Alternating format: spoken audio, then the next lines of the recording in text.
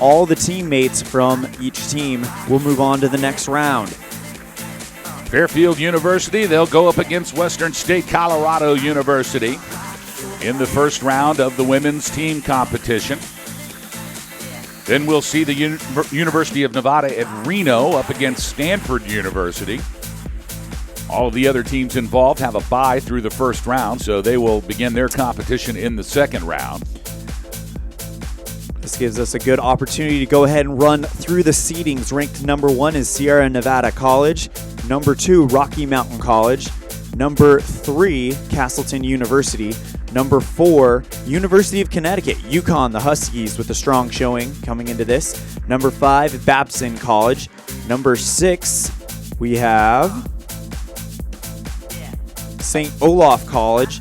Number 7, University of British Columbia. Number 8, Cornell University. Number 9, Hobart and William Smith College, the Boss Hogs' favorite ski suit out there. Absolutely. And number 10, we have Northeastern University. Number 11 is Penn State. 12, the University of Wisconsin-Madison. 13, University of Minnesota Twin Cities. 14, the College of Idaho. 15. That's the University of Nevada at Reno. Yep. And 16 is Fairfield University. 17, Western State College, or Western State Colorado University. The matchup we will be seeing here in a moment. Number 18, Stanford University. 18 teams entered here in the first round of the dual panel slalom. Of course, in Pyeongchang just a couple of weeks ago, the inaugural running of the Olympic dual slalom competition. But we've had it here for quite a while at the USCSA. In fact, I believe this might be our 6th or 7th year of dual panel slalom. Started back in Sun Valley, Idaho years ago. It's great to see this. You know, Elon, the racers love dual panel. It's a really fun event for all of the teams. The kids get together, and it's more about what we can do as a group than what we can do as an individual. You know, that's the big thing about USCSA. Ski racing, a very individual type of sport. It's you versus yourself and a clock. But in the panel and in the dual slalom, it is a team event because you need the performance from all of your racers to score those points so you can move through the brackets and closer to the finals. Well, anybody's race here today. That's a great thing about dual panel. Sierra Nevada College and Rocky Mountain College, always favorites here, but boy, we have had real surprises all week long in Alpine racing. I mean, last night, for instance, Babson College wins the men's USCSA Team National Slalom Championship. And when's the last time we saw that? It was great to see them. Clarkson University 2 days before that, winning the 2018 USCSA Men's Giant Slalom Team National Champion. So just when you think you've got it figured out, we roll a championship here in Lake Placid and everything gets shaken up. The men's team championships have been by far the most exciting competitions to follow, and that should carry over very well over to the dual panel slalom this morning. Looks like our racers are getting set here for the first round. As Elon told you, it's Fairfield University, 16th seed, up against Western State Colorado University out of Gunnison in seed 17. And the winner of this duel will meet Sierra Nevada College in the second round. I'm sure both of them are looking forward to that. To be the best, you have to beat the best, ladies and gentlemen. And Sierra Nevada College, ranked number 1, will be a big challenge to try to knock them off. But much like any other sport, dual panel, anything can happen. Great to see success out of Sierra Nevada College in Coach Elias Stewart's first season as the head coach in Incline Village, taking over after the legendary Bronco Zagar. But Jerry Wolf and the Battling Bears from Billings, Montana, he's got something up his sleeve, you know. I think Wolf sits up all night on Friday night and just plots. Figures out exactly how he can do it. The tactician in the green jacket. I don't know if Jerry's got his fur on today. He does have a fur coat, and we're looking for Jerry now to see if we can see him in the fur coat. It's a green fur coat. We're not sure exactly what animal was harvested to manufacture the green fur. It was the Grinch. It's exactly what it was. How would I not know that? So we believe it's animal friendly. We don't believe that taking the fur from the Grinch is a violation of any PETA compliance rule or something like that. No animals were harmed in the harvesting of Jerry Wolf's long jacket. There's actually a documentary on Netflix about it, and what they did was they actually just kind of gave him a haircut, just kind of shaved the Grinch and then sewed it into a jacket. So he's still alive and well. He'll still be around to ruin Christmas for years to come. They are just bringing me beautiful Hobart William Smith hats. Now, I already have the Alpine hat, but I do like that other little green one. That's beautiful. That is very nice. Sit back, relax, folks. It's a fun day here in Lake Placid, New York. Day 5, the final day of the 2018 USCSA National Championships. We call it Super Saturday. So much going on here. Lots of fun out at the Nordic venue. The coach, Bob Underwood, and Jared Newell have been bringing you the Nordic coverage all week, but the coach had something to do today, and so the coach brought in his wife to be the color commentator, and apparently she is the bomb. She's been a racer herself. She's been an announcer. She's been a race organizer, a league director. So she's clearly been around Nordic ski racing her entire career.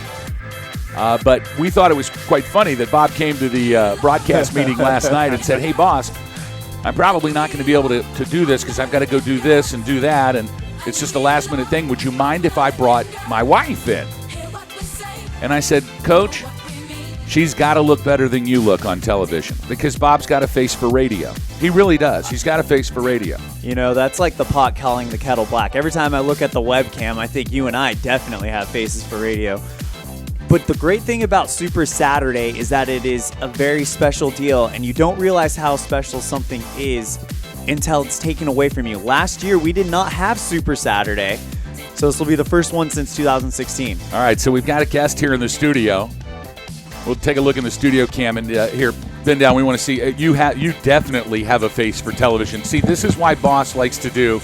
Look at this. Now tell us who you are. What is your name? Jessica Bishop. And Jessica, you are a racer for Hobart William Smith. Is that right? I graduated 2016, but my sister's a senior this year. Oh, that's right. That's why I remember you, because you were here a couple of years ago, weren't you? Yep. So, of course, Hobart William Smith, my favorite ski suit. As we get started here in the dual panel slalom, and you've brought me another gift here. What have you brought me? Another hat? I actually had spoken with you the other day, and I was one of the ones that designed the ski suit, didn't you? Yep. All right, so when we get into a little break, I want you to come back here because we've started our competition now, but we're going to talk about that today because I don't know how you came up with that. Like, there has to be a story behind it, right? Kind of, yeah. All right, we're going to talk about it later on. Jessica joining us from Hobart William Smith College as we are now getting through, it looks like. We are in run number 1, and we are underway. So we've got Fairfield University and Western State, Colorado. Actually, it looks like these are our forerunners. Yeah, these are our forerunners. That's good. I'm glad we didn't miss any of the action here. For the team of Forerunner B and D dominating, winning both heats. I don't know what that means. If we gave a Forerunner National Championship, we would announce them as Forerunner B and Forerunner A, would we not? Probably, yeah. Which means they would be Forerunner A and B next year. And it looks like we're getting ready to go. Now on the left side, on the blue course, it's number 91, James Henderson from the University of Nevada, Reno. He'll be up against Zachary Leeds from Colgate. I don't know how we have University of Nevada, Reno, and Leeds. Maybe we've already run the ladies? Did we miss the ladies? I don't believe that is the case, as this is the first round for the men's, but this does not look like a men's competition to me right here. It should be Fairfield University. I believe it is Fairfield University. It looks like Blue taking an early lead and absolutely building upon it. Indeed now. Safely over the hit comes Blue, and it's Carly Clegg from Western State in the blue course. Teresa Garino from Fairfield on the red course. And Carly Clegg winning by 88 100ths of a second. So 1 point for Western State. Western State does a good job. Carly Clegg getting over that jump and staying in time with the course to win the head-to-head battle. Now it's Maggie Driscoll from Fairfield on the blue course. That's the left side. Carmen Smith from Western State on the right side. That's the red course. And here they come. Right now it looks like Maggie Driscoll taking an early lead as she comes over the jump pretty well, as Carmen Smith falling a little behind here. Good run so far by Maggie Driscoll, and she's going to take the lead and the win, no problem. That ties the score at 1. So score is 1-1 in this best of 5 format. So Maggie Driscoll winning, Carly Clegg winning. Now we'll see Elizabeth Belinsky from Fairfield on the red course, Kyra Long from Western State on the blue course. They are in the gate. They wait for those panels to fly out of the way, and then they fly right out of the start track, and here we go. There's nothing like racing head-to-head where you can see your competitor to know exactly what you have to do. Sometimes when they're out on the regular events, it's a guessing game. But here you know where you have to be, and it looks like Kyra Long is doing just that. And indeed she is. Kyra Long from Western State now flying through the final 3, and a good run here for Long as Kyra Long wins no problem. So another point for Western State University. That is 3. And that's going to, check that. That's just 2. That's right. It's 2-1 now, Western State. So a close competition here in the first round. Now it looks like Western State has Abby Davidson on the right side, but no racer for Fairfield on the left side. So they're going to put a ghost in. Abby Davidson from Western State is racing Oprah Winfrey from Team Boss Hog, it looks like. And it looks like Winfrey is way late out of the start. You know, they've created this ghost team called Team Boss Hog, and they've loaded all these racers in it, but they're never going to win anything. My team's going to lose every single head-to-head contest there is the way they've got this set up. And sure enough, Oprah Winfrey from Team Boss Hog loses to Abby Davidson from Western State. Abby Davidson bringing the power here in the first round. So, Western State, Colorado University, they are going to be the winners here in the first round of the ladies dual slalom team competition. So we will slide Western State, Colorado into the second round bracket where they will take on Sierra Nevada College. Now we have Stanford versus UNR. That'll be Kathleen Mader taking on Mary Whalen. Kathleen Mader in the blue course, Whalen in the red course. Good start, and we're underway here in the second matchup here on Super Saturday. Early lead taken by Kathleen Mader, but it's a really close race. Mary Whalen getting a little bit behind on the jump, and Mader washes out. Mader is down, and it's going to be an easy run. Whalen everything she needs for University Nevada Reno to take the first victory. So Mary Whelan picking up a point for the University of Nevada at Reno.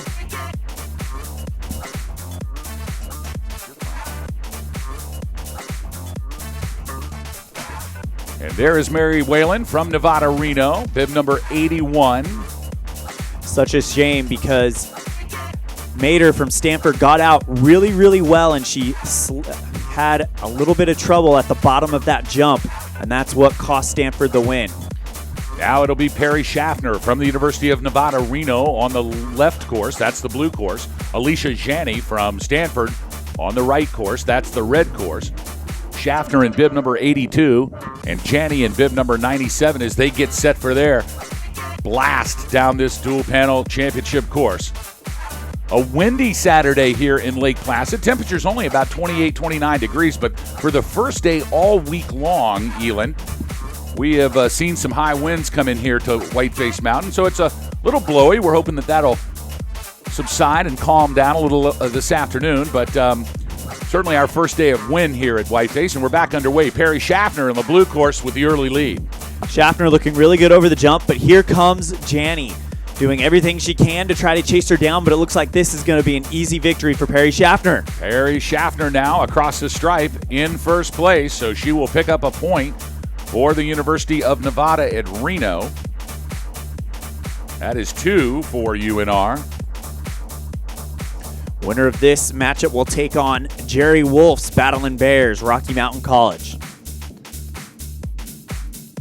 Now we're going to see Natalie Williams from Nevada Reno on the red course and Caroline Kuschel from Stanford on the blue course. Kuschel in bib number 98 and Williams in bib number 83.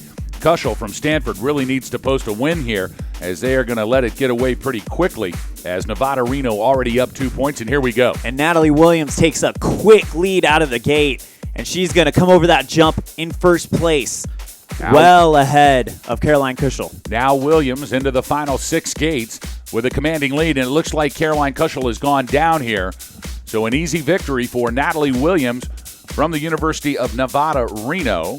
That gives UNR 3 and Stanford 0. So a tough way to come back here, but it looks like Caroline Kuschel is going to be okay as she makes her way down into the finish corral.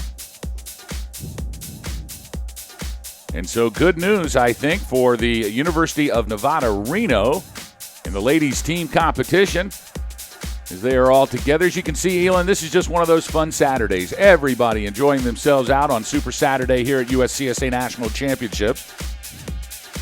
It is. It's also a great time to kind of reconnect with your teammates as you have been competing in a individual event all week long. Now on the red course, it's Amanda Preddy from the University of Nevada, Reno, wearing bib number 84, and a ghost racer on the blue course. So belonging to Team Boss Hog, it's Angelina Jolie. How'd you get her to come race for you? You know, it's the power, the power of the microphone. Wearing bib number 201. I like how they've assigned bibs to my ghost team members here. So Amanda Preddy's going to get a ride all by herself down here. Victory lap. It looks like they're sending Preddy out of the blue course there, so check that. There is Amanda. And Amanda, she is awaiting her first run. You can watch the barn doors fall down, and there they go. Preddy out the gate, and she's going to cruise her way to an easy victory. And it's going to definitely help her get those legs warmed up for the later rounds, as University of Nevada, Reno will need them as they will be taking on Rocky Mountain College. I'm just angry that my team is doing so poorly already. I mean, we've not won a race yet. Easy win for Amanda Preddy. Clearly, I've not coached my team correctly. You picked big names, yeah, but not very good skiers, apparently. No, obviously. They all told me they could ski. In a wedge. I called him. I said, can you ski fast? Angelina Jolie said, boss, I can ski like a... Well, I can't even say it. Yeah, she lied. She just came down in a Texas wedge. She showed up with jeans tucked into her ski boots. All right, now in our final race for this pair Oh, my gosh. On the blue course, wearing bib number 85, it's Anna Cole from the University of Nevada. And the red course belongs to Lady Gaga from Team Boss Hog in bib number 202. So, again, my team is just not doing well. I mean, if this was a competition of Super Bowl halftime performances, I would be rocking this thing. But Anna Cole is just whipping me right now. Yeah. And an easy victory for Anna Cole from the University of Nevada in Reno. And as Elin said, UNR now moving on to round number 2, where they will face the second seed, Rocky Mountain College. Worthy to note, last time this event was held in 2016, Rocky Mountain College won the gold, St. Olaf the silver, and Sierra Nevada College the bronze. Now we move on to the first round of the men's dual slalom team competition. We will see the University of Nevada at Reno, seed number 16, up against Michigan State University, seed 17. Then it'll be Colgate University, seed 15, up against Stanford University, seed 18. And finally in the first round here for the men's team competition, it'll be the 14th seed University of Connecticut up against the 19th seed Western State Colorado University. Run through the top 5 seeds really fast. Clarkson 1, Sierra Nevada 2, Rocky Mountain 3, Castleton 4, and Babson 5. As we wait for the men to get set here high atop the start shack for this dual slalom. On the blue course for Michigan State will be Ryan Stewart, and for UNR, University of Nevada, Reno, James Henderson. And here they come. Stewart now with an early lead from Michigan State over the hit first. Rough week for Michigan State, but he is looking to make it up. Gets in the back seat a little bit, but he's using his quick feet. And James Henderson trying to close down the gap, but I don't think it'll be enough. And Ryan Stewart from Michigan State University with a point for his team. The Spartans out of East Lansing out to an early 1-0 advantage over the University of Nevada at Reno.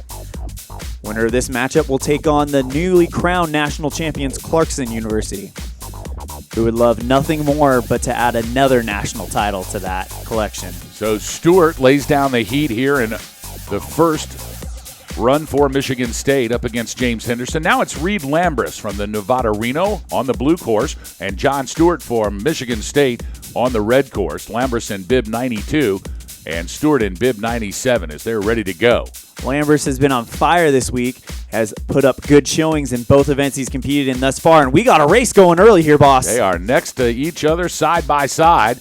Looks like a slight advantage for Stewart as they make the hit, but now Stewart in the back seat, and coming around him, it's Reed Lambris from Nevada Reno. Now they are dead even. What a close race. Who's it going to be? We're going to check the timing right now, and it's John Stewart. John Stewart winning right at the finish line by 1/10 of a second over Reed Lambris. So it's 1-1. Michigan State. Stewart, he posts the first win, but then they trade back to John Stewart. Check that. Stewart is from it was Ryan Stewart in the first run, winning against Henderson, and John Stewart from Michigan State winning against Reed Lambris. So a 2-0 lead now for Michigan State over the University of Nevada at Reno. Keep your eye on the red course. That is the two-time now defending ski cross champion Niccolo Monfort from University of Nevada Reno, as Ryan Callahan from Michigan State had some trouble. That's going to give Reno a much-needed point. Let me tell you about Niccolo Monforti. He is a skier cross monster.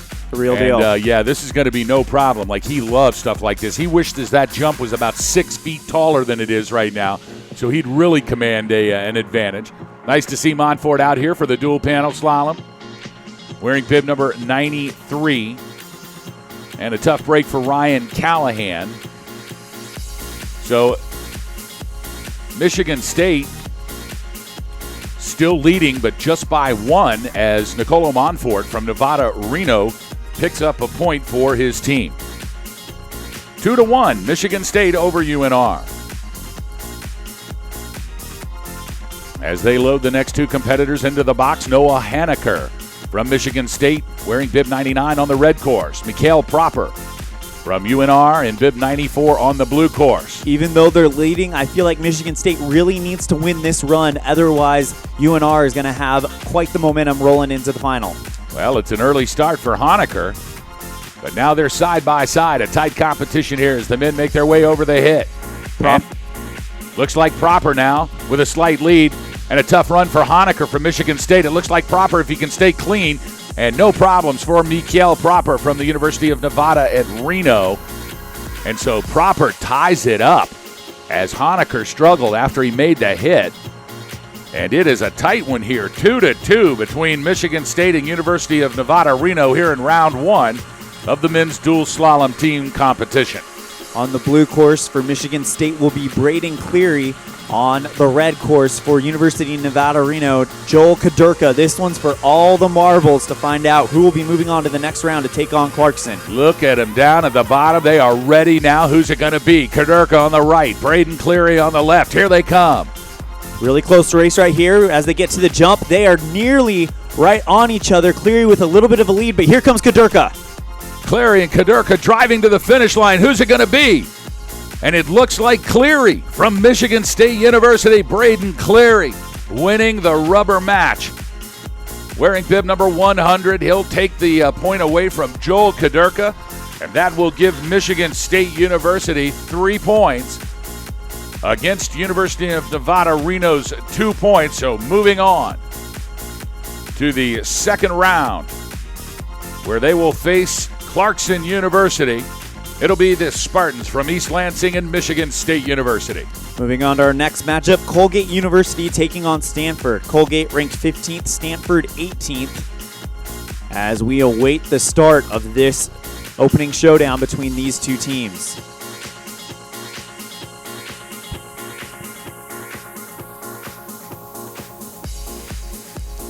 The sun has decided to come out and greet us a little bit here on our final day of competition, as most of the days has seen nothing but clouds and snow falling from the Lake Placid sky.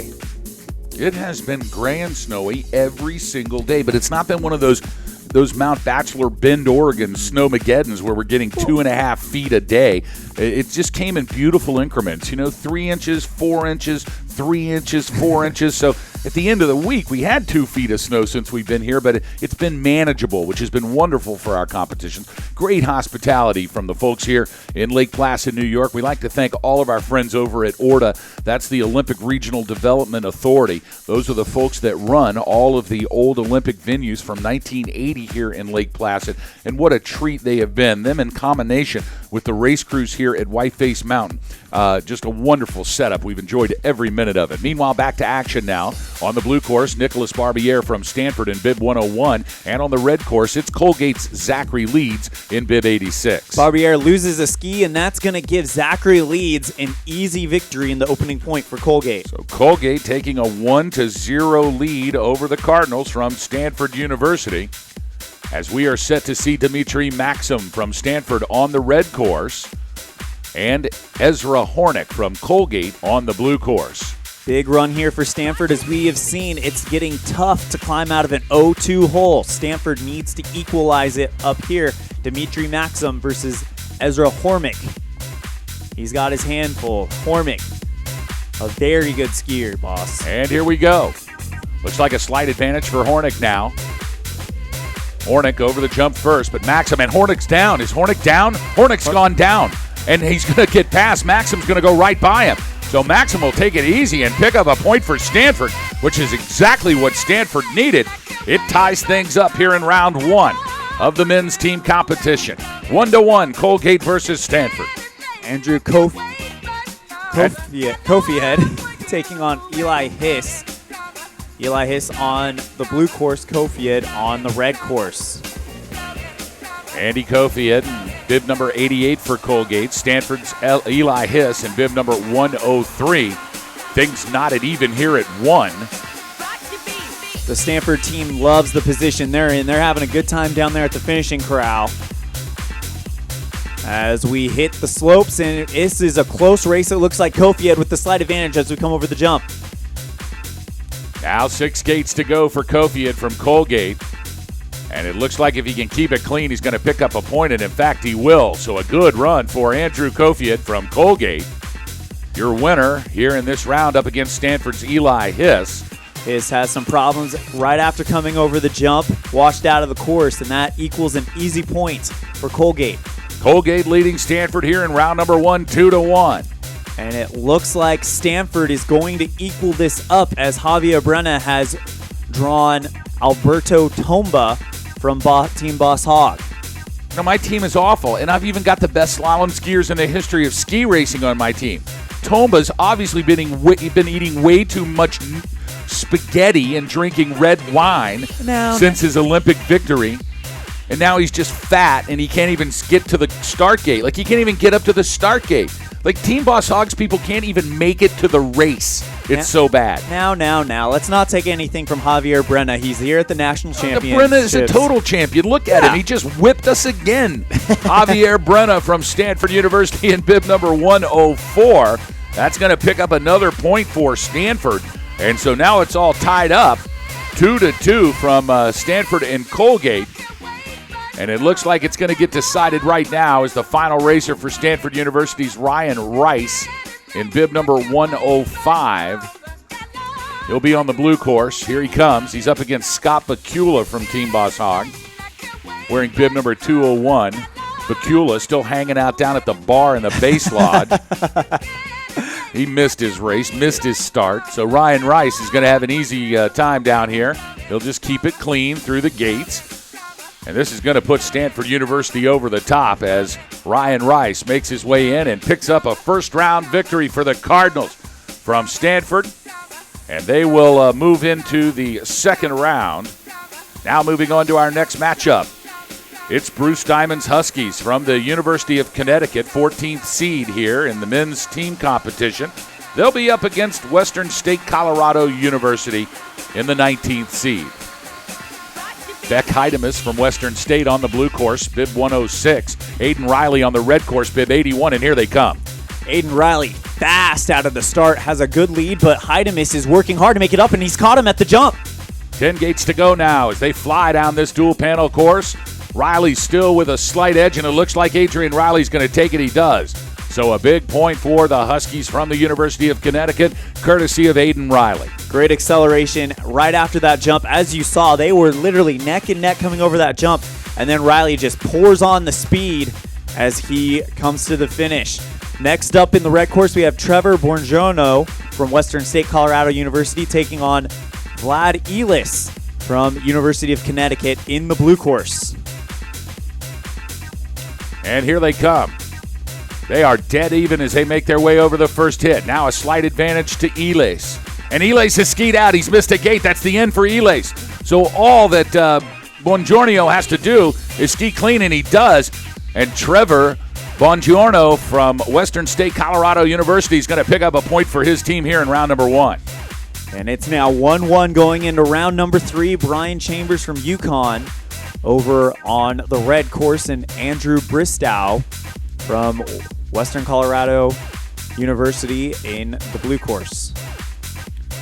Western State and UConn fighting it out here in round number 1 of the men's team competition, and here they come.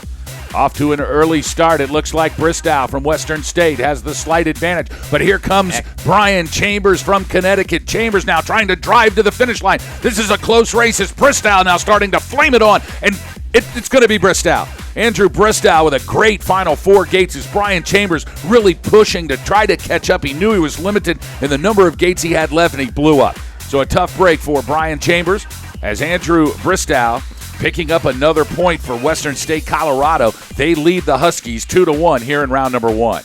Joseph Demute going on for University of Connecticut in a must-win situation, taking on Ozzy Osborne. Man, that guy's not a ski racer. I think Joseph Demute's gonna tie this thing up. We know why Ozzy is not here. He doesn't even know how to work a cell phone, so it's going to be an easy win. Joseph Demute from the University of Connecticut wearing bib number 84. He'll just need a clean run here through the bottom. No problems for Demute. And he'll pick up another point for the University of Connecticut. So UConn 2, Western State Colorado 2. Now we're going to see Michael White in bib number 85 for the Huskies. Oh. And now I've missed my start time. The timer has informed me that in bib number 203 on the red course is Boss Hogg from Team Boss Hogg. So maybe this is why none of my teammates are here, because we have not been provided the correct information. In fact, now I'm seeing it, I think my team might have showed up to a different ski mountain thinking that the competition was at Gore instead of Lake Placid.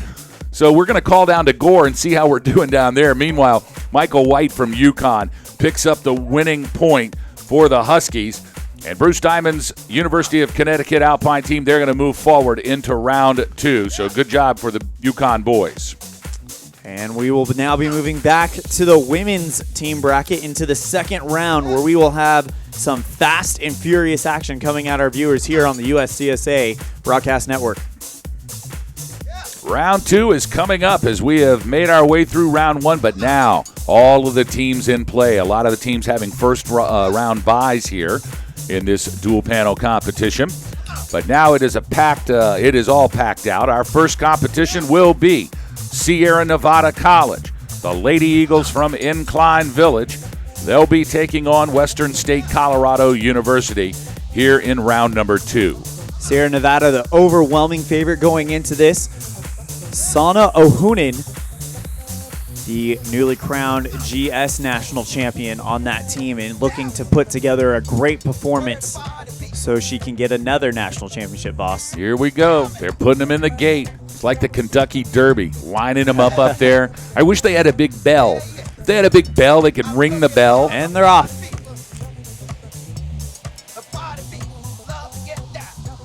As we are getting ready here for round number 2, Sierra Nevada up against Western State Colorado. Then we'll see Hobart William Smith College against Cornell University.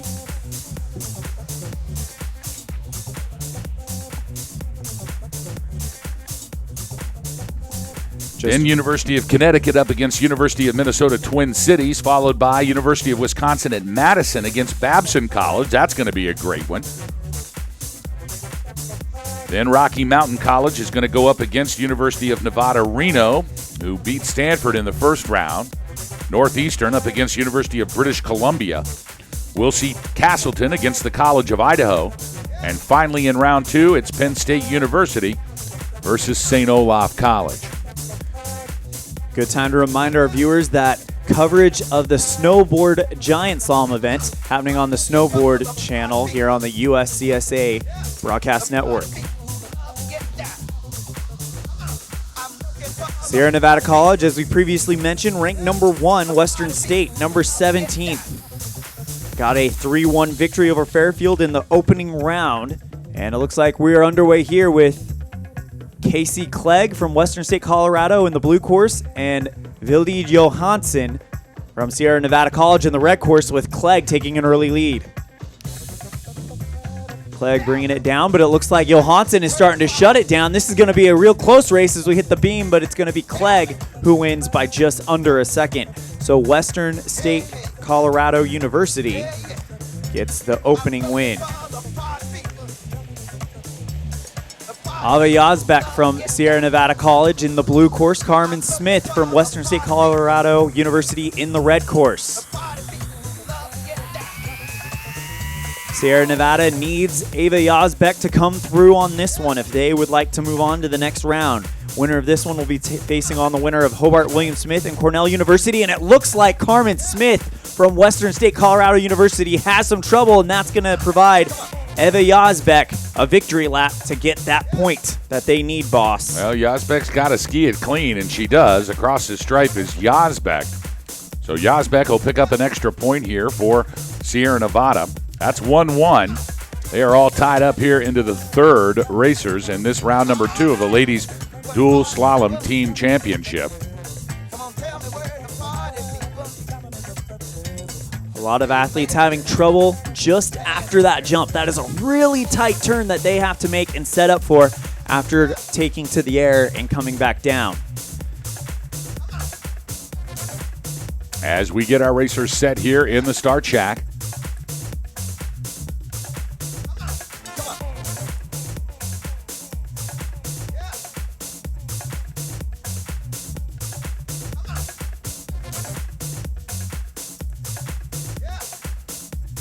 Before we continue, great job by our cameramen, wouldn't you say so, boss?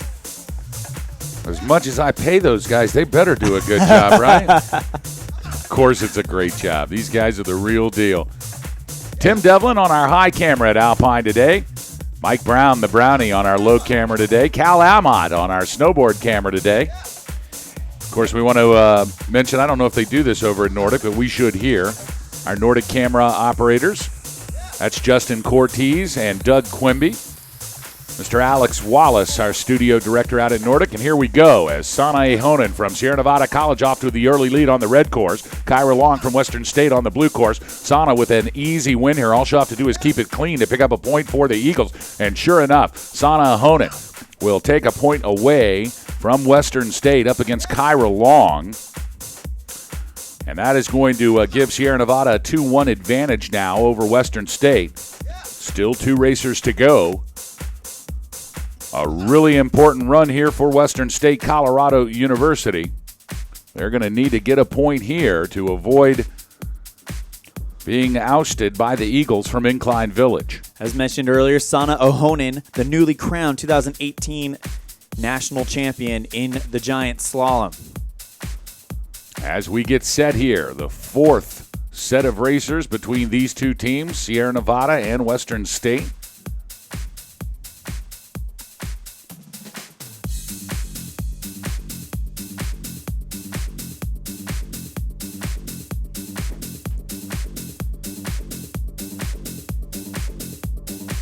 Sierra Nevada will be this time on the blue course, it appears, and Western State will be on the red course. And it will be Abby Davidson taking the red course for Western State Colorado University and Erica McCormick on the blue course for Sierra Nevada. They are in the box and ready to go. The starters got him in the shack. They're holding on to the bars, waiting for the barn doors to drop, and here we go. As Abby Davidson on the red course, the right side. Erica McCormick on the blue course, the left side. It's just about dead even as they make their way to the first hit. This is a close race now, an early lead for McCormick. McCormick now almost to a gate lead. Davidson's going to have to pile it on, but it looks like it's going to be Erica McCormick, and McCormick from Sierra Nevada College is going to take the third point. And that's going to be all it takes as SNC, with a victory over Western State Colorado, they're going to move into the quarterfinals. So SNC showing us how they do it here early along in the second round of this ladies dual panel team competition. We'll be taking on the winner of our next matchup featuring Hobart Williams Smith College taking on Cornell University. Caroline Sandin Gustafson now on the victory run from Sierra Nevada. Nice to see Caroline back here at the USCSA National Championships, and an easy run for Gustafson as she crosses the line. Oprah Winfrey designed to be up on Team Boss Hog against Caroline, but Oprah was unable to do it. She was doing something else, giving away cars or something. So an easy win for Caroline Gustafson and Sierra Nevada College, and the Eagles from Incline Village moving on to the ladies' quarterfinals. Hobart and William Smith College ranked number 9th going into this. Cornell University number 8th in the country. So number 9 versus number 8. Of course, you don't have to even say what side of the course Hobart William Smith College is on. You just look up there and you'll see that hideous speed suit. Be careful. You'll be talking to the designer of that speed suit in a minute, boss. She knows I think it's hideous. That's why I love it. That's why I want one. Boss Hog getting a Hobart Williams Smith speed suit colored pajamas made for him as we speak. Footy pajamas. Yeah, they have to have footy. All my pajamas have feet in them because my feet get cold and I don't want to put on socks. So I walk around today. My wife Diana brought me a pink, it looked like a little bunny. It was like a bunny thing. And I loved it, but the legs were too short. So I put my legs in them and the rest just didn't work. Yeah. Hopefully this Hobart William Smith pajamas will have longer legs in it. Natalie Bishop from Hobart Williams Smith on the blue course. Catherine Grace Norris from Cornell on the red course. And it looks like Bishop taking an early lead here as we head into the jump. 5 gates to go now. And a good transition for Bishop from Hobart William Smith. Grace Norris is going to have to really crank it here in the final 3. She's catching up, though, but not enough time for Grace Norris to overtake Natalie Bishop. So Hobart Williams Smith, they're going to pick up a point here in the second round of this ladies dual panel team competition. Grace Norris ran into some trouble after coming off that jump, had to scrub a lot of speed, and that might be what cost her the victory here. Next up, Connor Clemens on the red course from Hobart Williams Smith. Ella King on the blue course from Cornell, and here they go. Early lead looks like by Connor Clemens, but here comes Ella King as she is shutting it down. And dead even over the jump. It looks like Clemens trying to catch up. Boy, they are literally stride for stride. This is going to be a dogfight here to the bottom. And who's it going to be as they cross the line? And Ella King from Cornell University, winning by 19/100ths of a second against Connor Clemens. So Cornell picking up that important point, and it's all knotted up at ones here. Hobart Williams Smith and Cornell battling it out. Absolutely back and forth battle on that one as we're going to have Lily Cowan in the red course from Cornell taking on Helene Noble from Hobart Williams Smith in the blue course. And here they go. An early start. Lily Cowan from Cornell, but now it looks like Noble has made it up, and Noble skiing well. And it looks like a tough time for Lily Cowan. And Cowan's down, but now Noble's down. Cowan and Noble both are down. Now, it looks like that Cowan can't make a gate, but it looks like Noble can. Noble has hiked back up and made the gate and now is back on course. And it looks like Helen Noble, out of just pure guts for Hobart Williams Smith, and the speed suit, of course, is going to win this one. And Helen Noble takes another point for Hobart Williams Smith. They lead Cornell 2-1. Crazy race there as we saw both competitors go down. Good to see Noble get back up and get the effort in there to get the win. So Noble picking up the second point for Hobart Williams Smith. They want to move forward into the quarterfinals of the ladies. Of course, the winner of this bracket taking on the Sierra Nevada College Eagles in the quarterfinals. That's a chore. With how well they skied in that last round, that is going to be a tough ask. Now our racers are in the box. On the red course, it's Caitlin Sockett from Hobart William Smith. And on the blue course, it is Carmen Bruguiere from Cornell University. And the starter has them in the box, and they're off.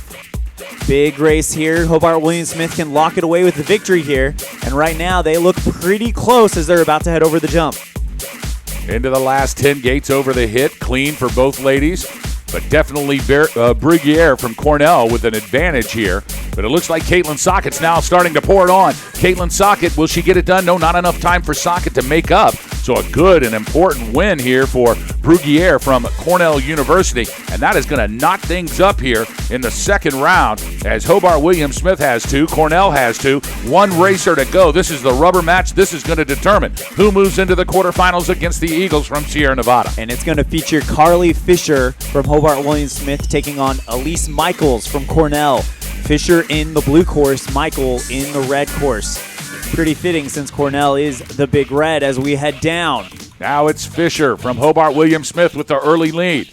And Fisher now over the hit first. Oh, but Fisher's gone down. Fisher's gone down.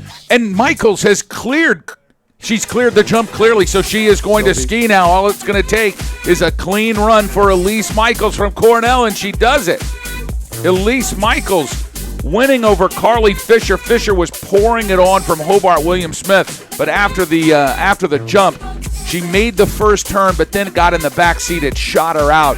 Skis came off, a yard sale for Hobart William Smith College, and what a tough loss for the ladies from Hobart William Smith, as Cornell's going to pick up the third point, and they will advance. So the Big Red, the ladies from Cornell University, they will take on Sierra Nevada College in the ladies' quarterfinals. But if we know anything about Hobart and William Smith, it's they will rebound, and we will see them here very soon. Next up, it's the University of Connecticut up against the University of Minnesota Twin City. UConn seeded number 4 here in the ladies' dual panel. Minnesota Twin City seeded 13th.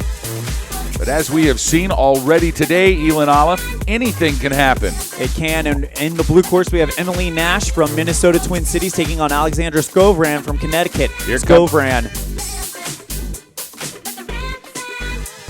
Skovran. Looks like Alex Skovran is going to do it. And Skovran from the University of Connecticut picking up a point for the Huskies, wearing bib number 21. So UConn off to an early lead up against Minnesota Twin Cities. Now it's Rachel Lefebvre from UConn on the blue course. Claire Hefko from Minnesota Twin Cities on the red course. Hefko in bib 72. Lefebvre in bib 22. They've got them loaded in the box. Their starters ready to send them. We'll watch the door panels come down. And here they go. Hefko needs to get this win for Minnesota Twin Cities, keep them out of that dreaded 0-2 hole, and right now it's a very close race, but it looks like Lefebvre first over the jump. Here comes Rachel Lefebvre from the University of Connecticut. 5 gates to go. She's got an almost gate lead here over Hefko, and no problems as Rachel Lefebvre from the University of Connecticut picking up another point for the Huskies as the Huskies lead Minnesota Twin Cities 2-0. Julian Sherpa from UConn on the red course. Bib number 23 versus Mackenzie Bremmel from University of Minnesota Twin Cities. On the blue course on the left, wearing bib number 73. Big race here for Minnesota Twin Cities. They need this victory from Bremmel. As they make their way now to the first hit. And they are literally stride for stride dead even. No problems on the hit, but looked like Sherpa had to scrape some speed. That gave Bremmel a slight advantage. But now Sherpa pouring on here in the final 3. This is going to be a close one. And Mackenzie Bremmel from Minnesota Twin Cities keeps her team alive and picks up a point as we score 1 for the Twin City ladies. Still UConn up 2-1. The University of Minnesota Twin Cities needs another point to tie things up here. Alexandra Marshall from UConn on the blue course. Kelly Cullen from Minnesota on the red course as they're set. And here we go. Good start by both competitors, but it looks like Marshall takes a slight lead. Heading into the jump, Marshall, but Cullen right on her tail. But Marshall's going to keep that speed all the way to the bottom, and this should be a victory if she stays clean. But here comes Cullen. But not enough time for Cullen to make it up. And Alexandra Marshall gets it done for the Huskies. And that gives them that ever-important third point here in the second round of the ladies' dual team competition. And that's going to do it as the University of Connecticut moves on out of the second round into the quarterfinals. But a great Alpine Championships here for the University of Minnesota at Twin Cities. Oh, check that. We've got one more racer here, but it is a University of Connecticut racer.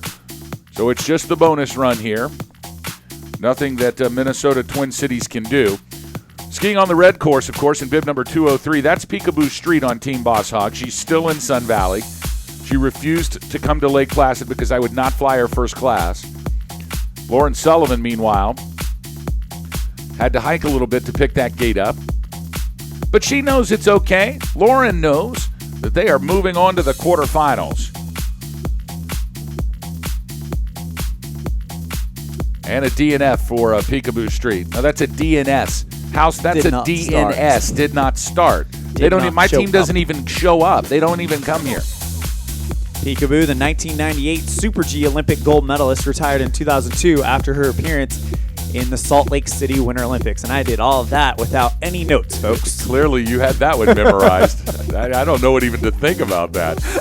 Moving on now, the University of Wisconsin-Madison against Babson College. Barrett Thorson on the blue course for Wisconsin-Madison. Alkier on the red course for Babson. And a tight race here as they make their way into the final three. Alkier looks like she's got a little bit of a lead, and she's going to take that all the way to the beam and give Babson point number 1. So Tatum Alkier leading her team off with the first point here in this second round. Sally Anderson from Wisconsin-Madison now on the red course in bib 67. Olivia Burwell from Babson on the blue course in bib 27, and here they go. Worth to note, Babson ranked number 12 coming in here. University of Wisconsin-Madison, number 12. And this looks like a really tight race. It looks like Burwell with a barely having a lead as they come into the final 4 gates, boss. This could be close as Anderson is starting to pour on the speed. Here they come to the line, and it looks like it's going to be Burwell who wins by 0.25 seconds, boss. Great run for Olivia Burwell from Babson. And she needed that point as Wisconsin-Madison had won the first round.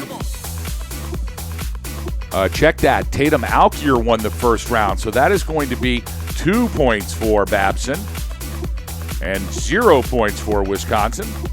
As Boss Hog makes the correction. Back to live action. Carly Rogers from Wisconsin-Madison on the blue course. Alexis Kane from Babson on the red course. Big run here for UW-Mad as they're going to get a win if Rogers can hold it together as Alexis Kane runs into trouble off the jump.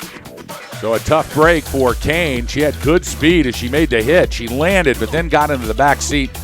Tried to steer so she could set up for the next gate, but it was just too much speed coming off the hit. So Wisconsin-Madison picks up their first point in this second round. They'll need to get the next one as well as Babson College already with 2. So 2-1, Babson leading Wisconsin-Madison. Michelle Martin from Babson on the blue course. Caroline Maas from Wisconsin-Madison on the red course, and here they go. Good start by Michelle Maas. But Michelle Martin gets out to a really quick start as well. They are going to be almost neck and neck, but it looks like a little bit of trouble for Caroline Maas as she crests over the jump. But she's pouring down the speed to try to catch Michelle Martin. This is going to be a really close race with 3 gates left to go. And at the line, it looks like it's going to be Michelle Martin by 0.25 seconds. And Babson will get that third point. So Babson leading Wisconsin-Madison 3-1 now, while Lizzie Bear on the blue course from Babson in bib 30. She'll be up against Juliana Damberg from Wisconsin-Madison on the red course in bib number 70. But too little too late as Juliana Damberg Looks like a false start here as we had an official coming out in front of Damberg, it looked like. And I think we may have to, I don't know how exactly they'll handle that, boss. I got to be honest with you. They have not provided me this year's rule book for the dual panel slalom, so we're just going to make the rules up as we go along. And I believe that what we should do is this. I think we should just. Oh, they're calling now. Somebody actually does have a rule book. they're explaining what's going on right now. Well, you saw the official kind of come into our view, start waving his hands. That lets you know that something isn't quite right if that happens. Well, the bottom line is that Babson College has 3 points already, and so when there's only 5 racers in the competition, it's going to be difficult for Wisconsin-Madison to get the points necessary to move forward. So that's going to be a victory for Babson College, and Babson will move on to meet the Huskies from the University of Connecticut in the quarterfinals of this women's dual slalom team championship.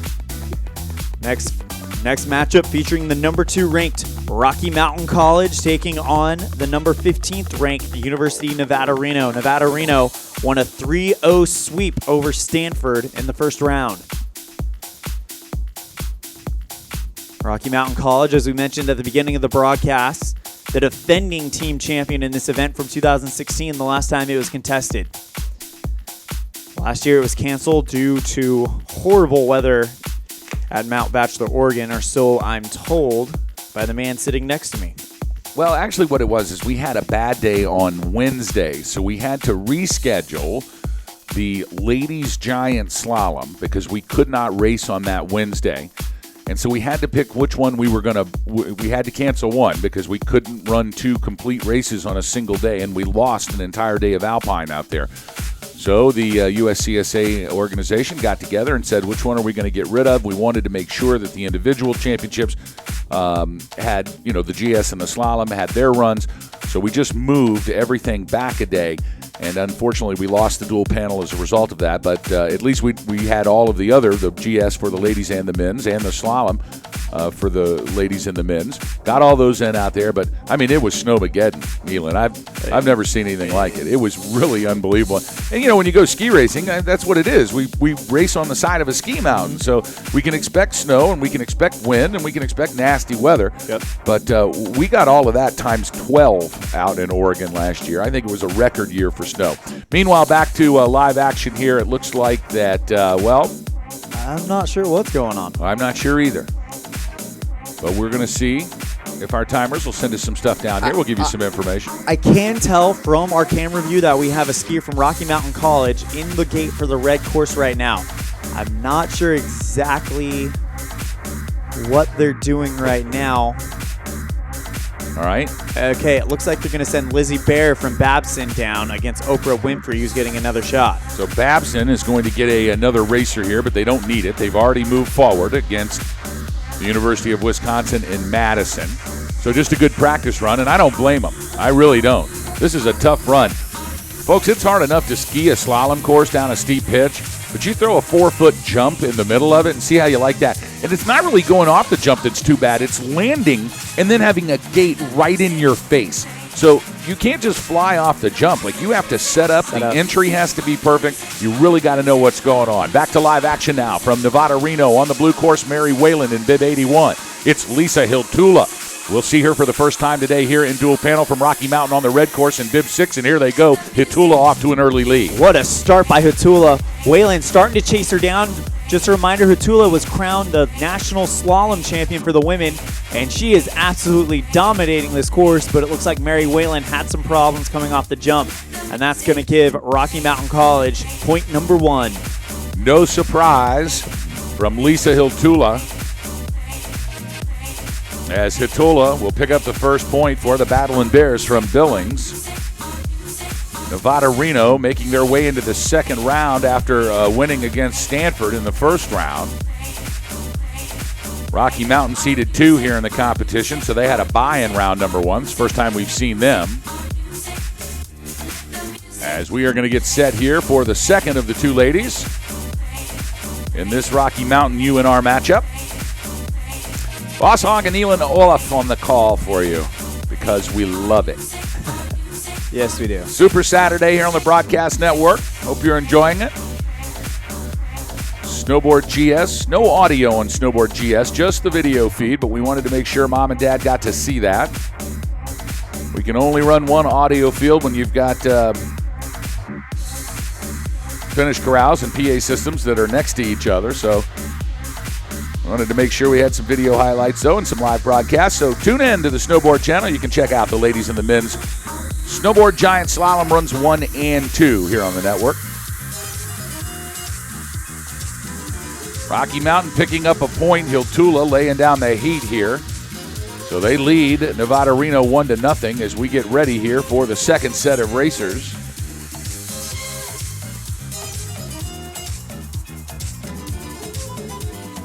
Rocky Mountain will be taking the blue course.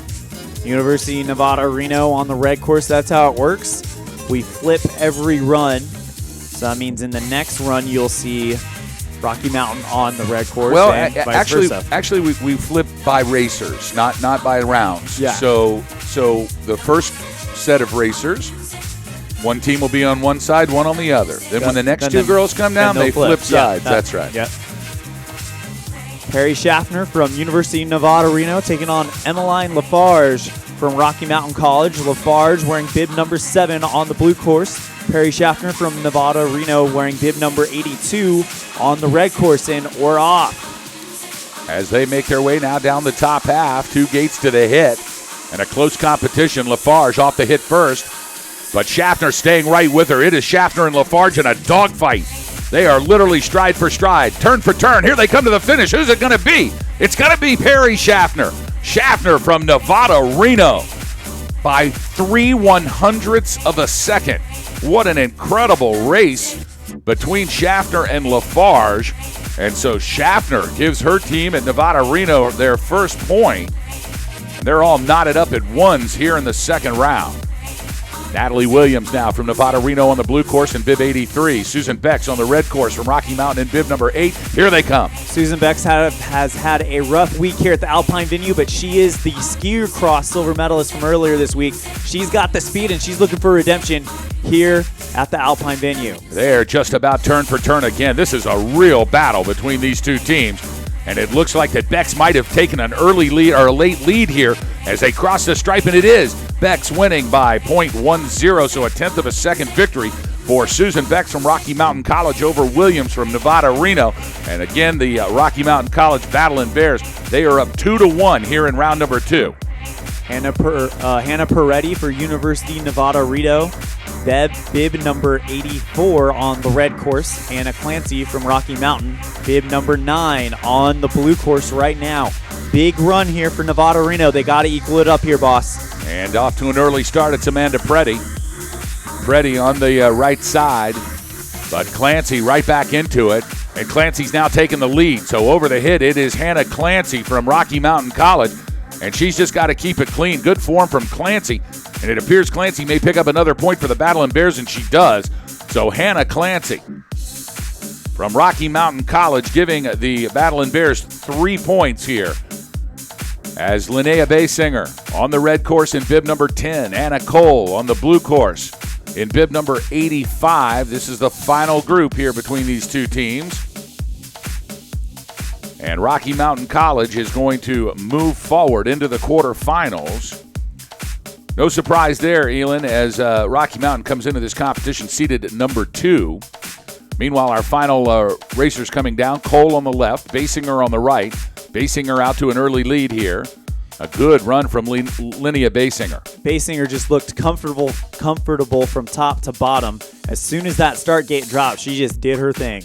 So Basinger picks up that final point for Rocky Mountain, and they will move forward into the quarterfinals here of the Ladies Dual Slalom Team Championship. Next up, we'll see 10th-ranked Northeastern University up against 7th-ranked University of British Columbia. Could these schools be any further apart from each other? I don't think they could. Samantha Bogner on the red course for UBC. Hannah Sadek for New England University on the blue course, and it looks like these guys are neck and neck. with maybe Sadek carrying a little bit of a lead as Samantha Bogner's pouring it down. It's going to be close. And it looks like Sadek with the win here from Northeastern University. So Sadek picking up a point. Now it's Anastasia Kiku from British Columbia on the blue course wearing bib 37. Elise Denon from Northeastern University in bib number 52 on the red course, and here they come. And it looks like that Denon had an early start as she is about a half a gate ahead already, so a really fast start out of the box for Denon. Denon safely over the head here, and into the final 8 comes Elise Denon.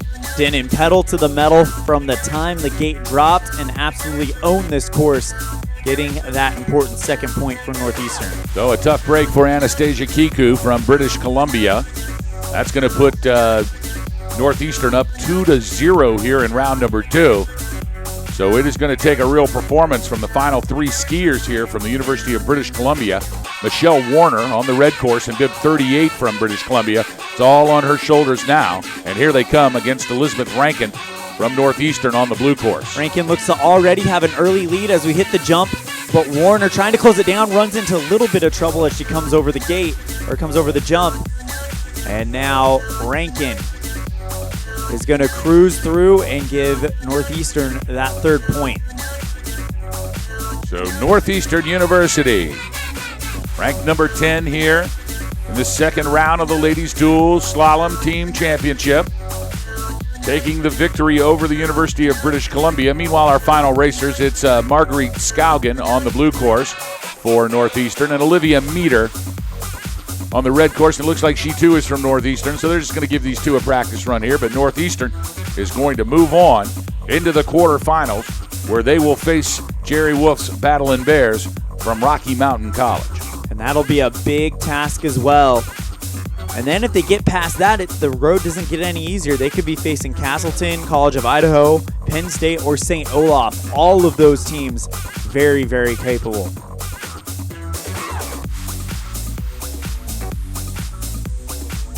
And it looks like they're just going to send Olivia Mater, as Angelina Jolie is scheduled for her second start. And of course, she's not coming. Like the diva she is, she doesn't show up, and it looks like Mater runs into trouble. And yes, a tough hit for Olivia Mater. She came off that hit, and I think it was just a little steeper, maybe a little bit too much drop, because she put her feet down. She wanted to, stomp the landing. Yep. The problem was that there was still 2 more feet to fall before she stomped it. So that's called stomping air.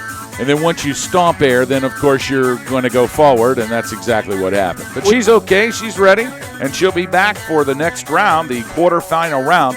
They'll need her against Rocky Mountain College. Well, when you get to a jump like that, sometimes the landings are a little bit deceiving. It looks like it's one pitch when it really is another. It could look really, really flat. It could look really, really steep, and it's the exact opposite of what your brain is telling you. Our next matchup will feature Castleton University taking on Ron Bonneau's crew from the College of Idaho. Castleton ranked number 3 here in this ladies team competition. The Yotes out of Caldwell ranked number 14. But first we have Marguerite Skaugen from Northeastern University on the blue course, as she is going to be taking a warm-up lap to get ready for the quarterfinals against Rocky Mountain College when that time comes. Nothing but fun here on a Saturday morning in beautiful Lake Placid, New York, as we bring you live coverage of the 2018 USCSA Dual Panel National Championship. We're in our ladies team competition right now in the second round, and we'll be back with the men's second round as Northeastern University, they'll take on Rocky Mountain. In the A bracket, it's University of Connecticut and Babson in the quarterfinals. They'll battle it out. And Sierra Nevada College and Cornell University in the other quarterfinal of bracket A. Moving to live action, Lee Iunis of Castleton in the red course. Erica Skufka from College of Idaho on the blue course. And it looks like Iunis, no surprise here, is going to take that first point for Castleton. So a big point from Lee Iunis, Castleton University. Next up, it's Lynn Yunjamo from Castleton on the blue course wearing bib 17. Dana Randolph from College of Idaho on the red course in bib 77 as they are in the box. They're waiting for the bell, and they're off. Castleton University ranked number 3 coming into today. College of Idaho number 14. Oh, and it looks like we have a slight problem here at the finish line. We're going to have to hold the racers. We're going to hold the racers. We want the racers to hold. We have a slight finish line problem. We need the racers to slow down. Slow down, racers. Slow down. Slow down, racers. Slow down. Thank you. And it looks like the wind has, it's done it here. Has the USCSA finish corral has lost its momentum. And the racers have stopped short. And it looks like we've got our course crew on it right now. Something let loose in the USCSA bubble, the hot air balloon known as the finish line for USCSA. And clearly something happened here for the balloon as the snowboard balloon is working just fine. So we've got 135 USCSA volunteers now running around and taking care of it. I have never seen a faster crew in my life. Did you see how fast they were on it? They were on it. They were on it so fast. And the athletes did a great job by slowing down, making sure everything's safe. They will get another run, but the safety of our athletes comes paramount here at the USCSA. Cale Indiana Jones Westby now leading the charge. He knows what he needs to do. He's got the duster on.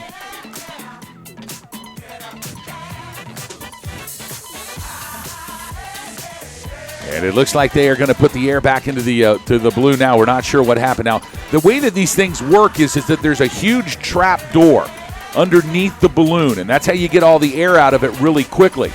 And it appears that maybe the trap door, because they've got the air going to it right now. As you can see, the large inflation, it's growing.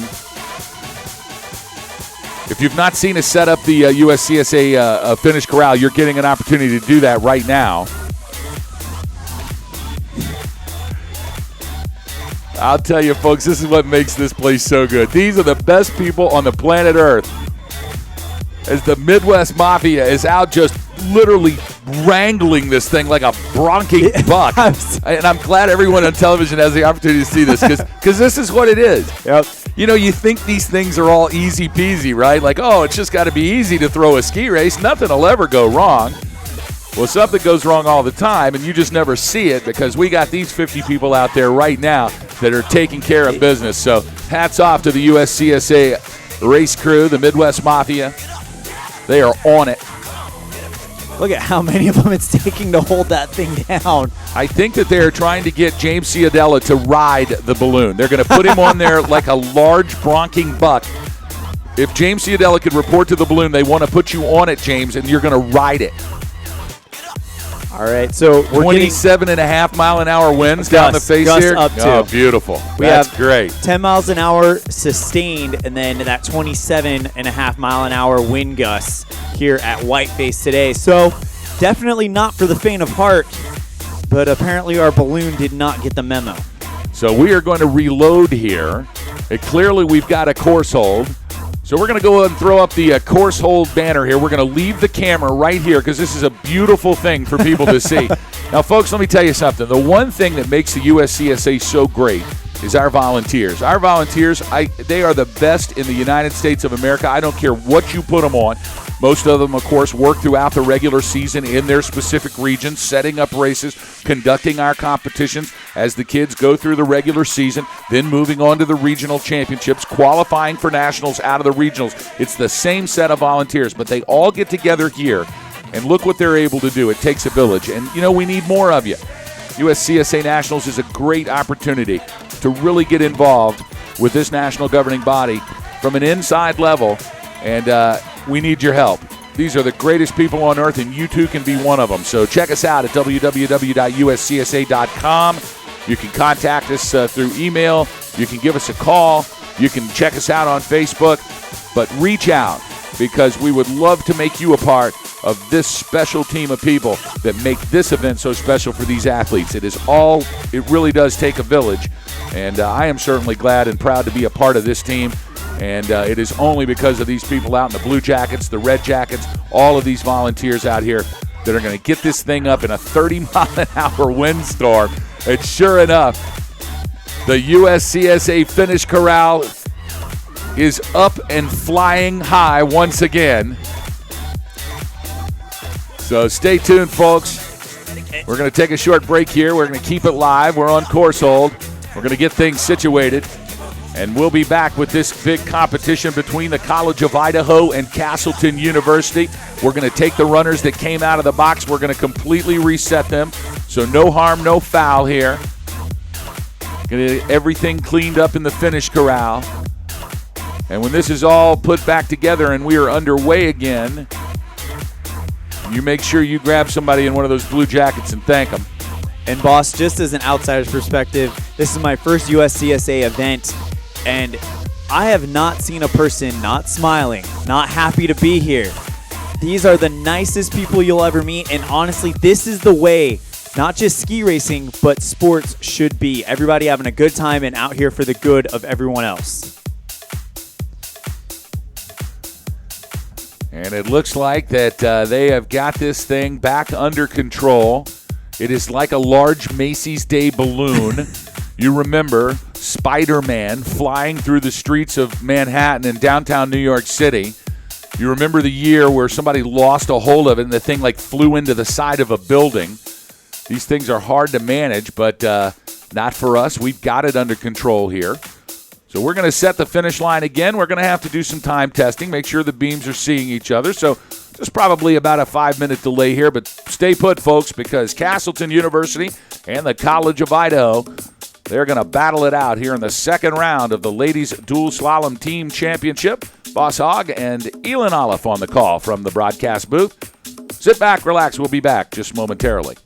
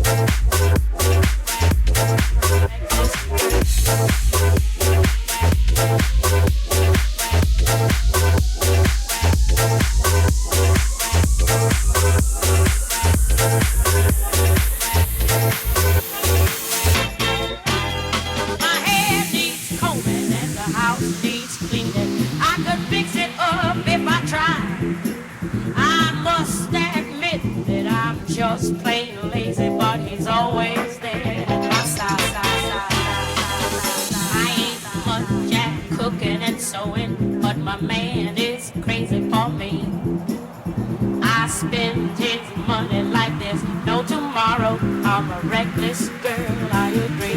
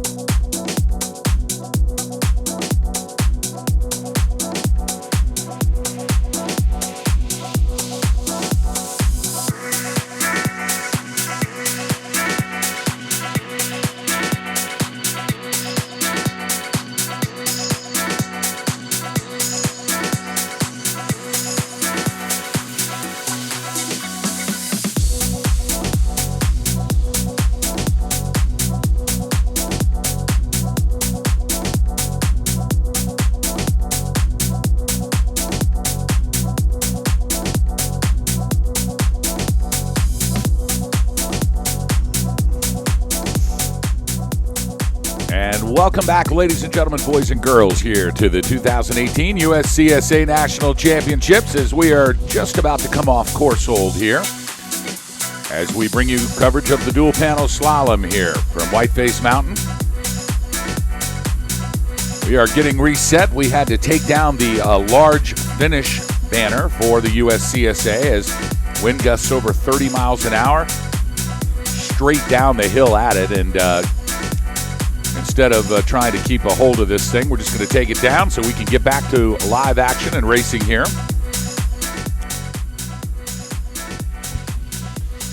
Give you a couple of minutes to head to the refrigerator, get what you need, your favorite beverage, and make your way back to your computer and get comfortable as we are set to get back underway here. We left you with Castleton University and the College of Idaho going head-to-head here in the second round of the ladies' dual slalom team championship.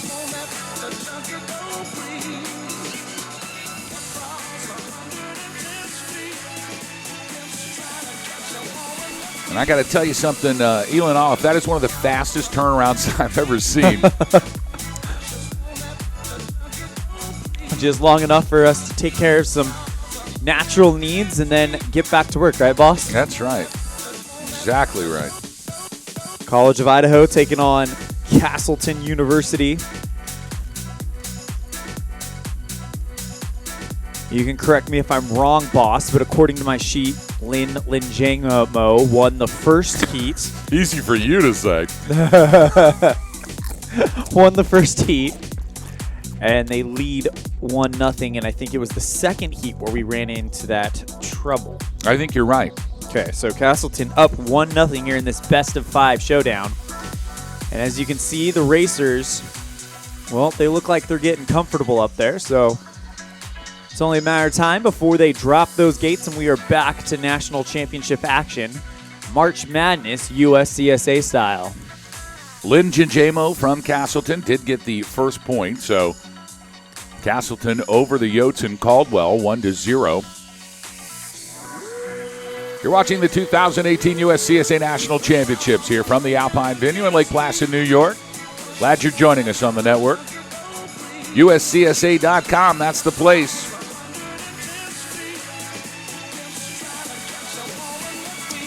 Snowboard Giant Slalom run number 2 scheduled to come your way at 12:45 Eastern time here. So you'll make a note of that. And while we're waiting for action to resume, let's give you a quick refresher of where we stand. Sierra Nevada College, number 1, defeated Western State College.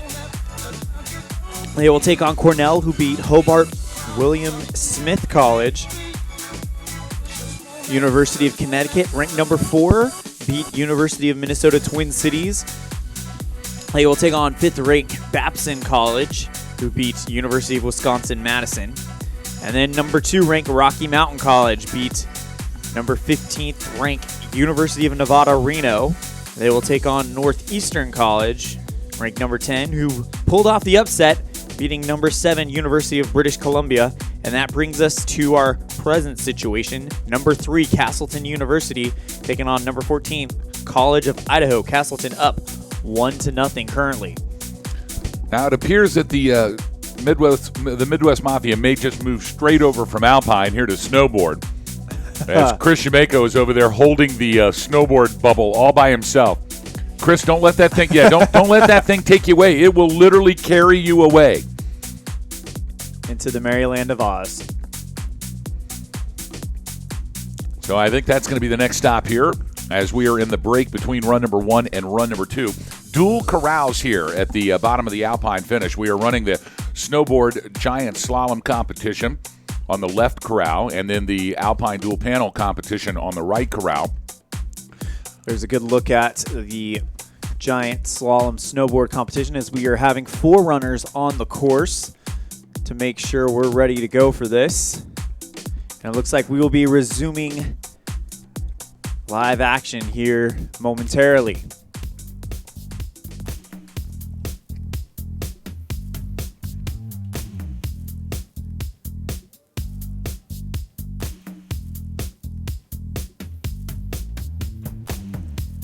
Boy, you can see that wind is fully kicked up here at Lake Placid as the flags are blowing full speed here.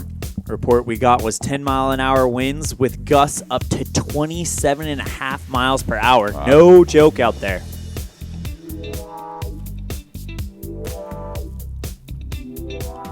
Looks like College of Idaho will be taking the blue course with Castleton University taking the red course once we do get underway. Following that matchup, we will have the Fighting Illini of Penn State taking on number 6th ranked St. Olaf. No. They're the Nittany Lions. Nittany Lions. That's right. Fighting Illini is Illinois. I screwed that up. Nittany Lions. I should have known that. Now you do. Now I do, yeah. The Nittany Lions of Penn State taking on St. Olaf. St. Olaf in Minnesota, I believe. Home of the national championship bronze medalist Gabby Genchif. We'll be seeing her in action momentarily. once we get back to the job at hand between Castleton and College of Idaho.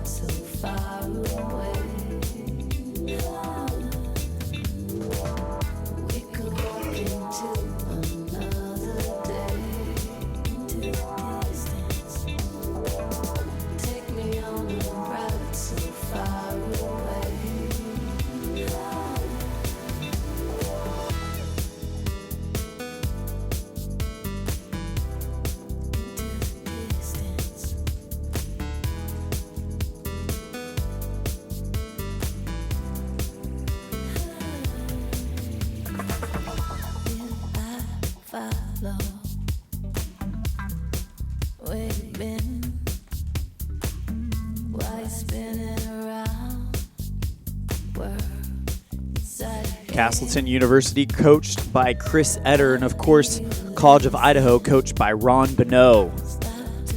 Both of these gentlemen anxiously awaiting the restart of this competition. Boss, it's been a great week of racing here at Whiteface, here in Lake Placid, New York, home of the 1980 and 1932 Olympic Games.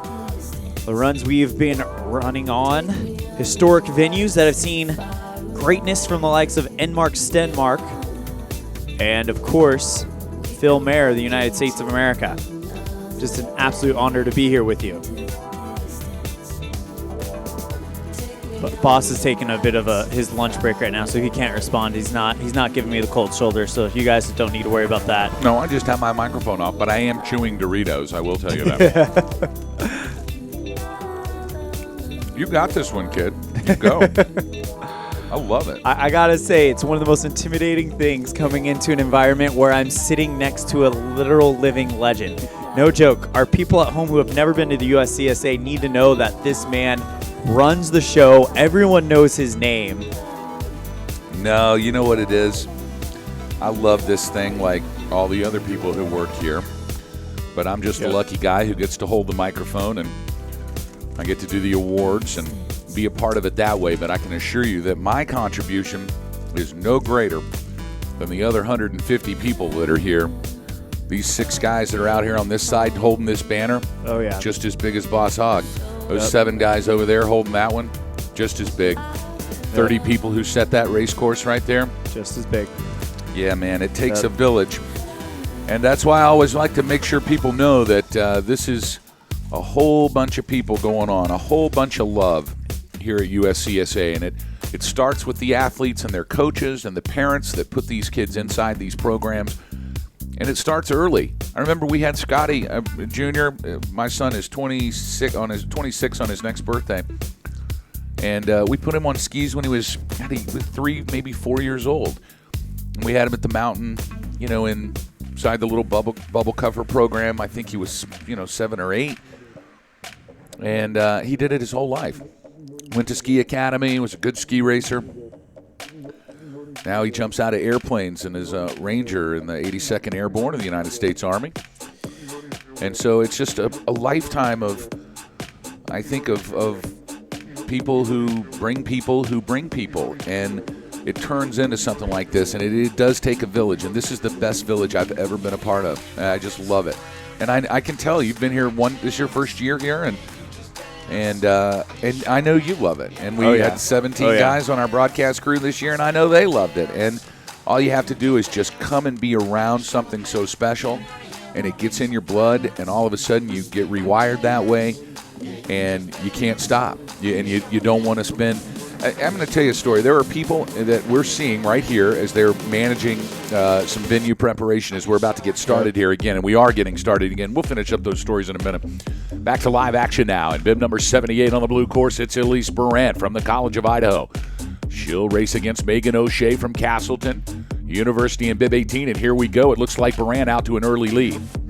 Barant doing a good job for College of Idaho. Needs to get this point to even it up as Castleton took the first one before the break, and it looks like O'Shea runs into some trouble coming off the jump, and Barant motoring through this thing, but O'Shea is starting to turn on the speed, but Barant is going to make that an easy point for College of Idaho.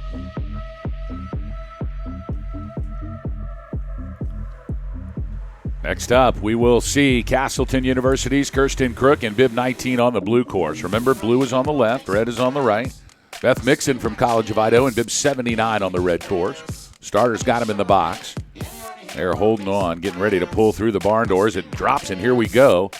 Crook on the left, Mixon on the right. And it looks like Crook off to an early start as they make the hit. Over the jump they come, just about dead even now. Neck and neck. It's impossible to tell who's in front. This is going to be a close one. 3 gates to go for Crook and Mixon, and Mixon wins by 7/100ths of a second. So the College of Idaho and the Yotes out of Caldwell, led by Beth Mixon here in the dual panel slalom. They will pick up a point, and that gives the College of Idaho a 2-1 lead over Castleton. So Ron Bonneau's Yotes seeded 14th up against Castleton, seeded number 3. It's going to take one more point for the College of Idaho, and they're going to pull a big upset here in round 2.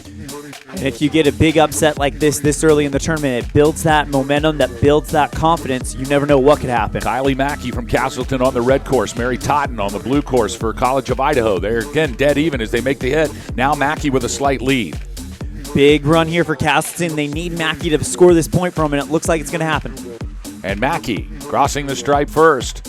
She wins by 36/100ths of a second, so a very much needed point for Castleton University, delivered by Kylie Mackey. All things knotted up at 2s. Here's the rubber match. Winner moves on to the quarterfinals. Losers season is done. Number 14, College of Idaho taking on number 3, Castleton. As the racers get ready, Lynn Ginjamo from Castleton. This is the rerun now, the rerun from the first where we had to take the banner down. She'll be on the blue course. Dana Randolph from College of Idaho on the red course. This is for all the marbles. They've got them in the box now as they are getting loaded. You can see them. You see the small barn door.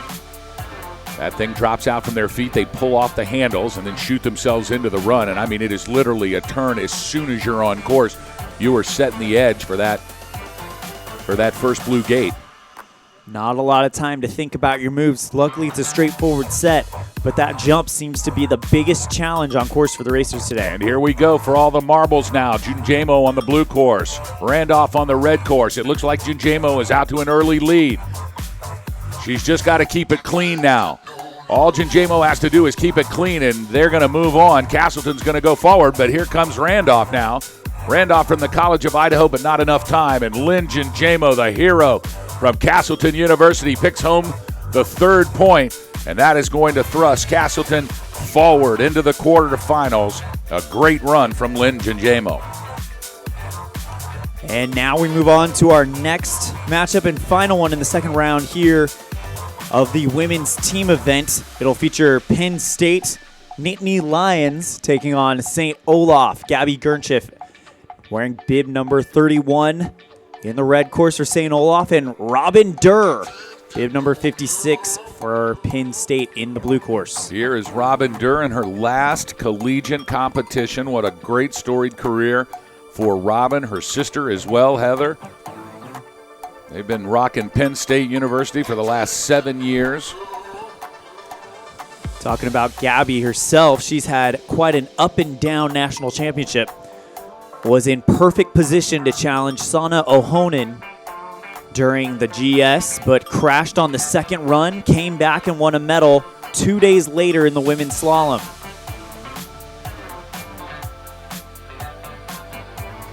And it looks like they've got the ladies next to the box here. Wild radio action here atop this dual panel run. We've set the course right next to the Alpine venue where we ran Giant Slalom and Slalom. This, of course, the same venue used in 1984, the Giant Slalom competition. I got to tell you, the building has been improved. Put a nice paint and windows. It's warm in here, so it's. We've been here before where it had not been touched since 1980, but now it is. It's actually a nice place to broadcast from the downstairs floor. The upstairs is all the timing, and here we are. Robin Durr on the left, Gabby Ginchif on the right. Now Ginchif out to the early lead with 6 to go. Ginchif had a lead right from the start, and looks like Durr runs into trouble over on the blue course. And Durr missed a gate. She's going to hike for it. Meanwhile, Gabby Ginchif from St. Olaf College will take round 1 here. St. Olaf ranked number 6, Penn State number 11. So St. Olaf now to the early lead, 1-0 over the Nittany Lions. Next up on the red course from, nope, check that. That's got to be a wrong number here because Stanford is not in this competition. So we know that blue course is St. Olaf's Alexandra Clark. And here on the red course, it's Elizabeth McIntyre in bib 57 for Penn State. Big run. Looks like Clark out to the early lead as they make their way into the top half. Now over the hit come the two ladies. Safely down. But now McIntyre with a lead. Now, so McIntyre's come from behind. Now they are literally stride for stride. Left to right, left to right. And now back to the lead. It's Clark, and Clark's going to win it. So right at the end, Alexandra Clark laid down a couple of really nasty turns, and she's going to pick up a point for St. Olaf. Penn State in that dreaded 0-2 hole now. They really need Devin Salison in the blue course, wearing bib number 58 to come through for them. She'll take on Skylar Ann Senega from St. Olaf, wearing bib number 33 in the red. Here they go. A must-win here for Devin Salison.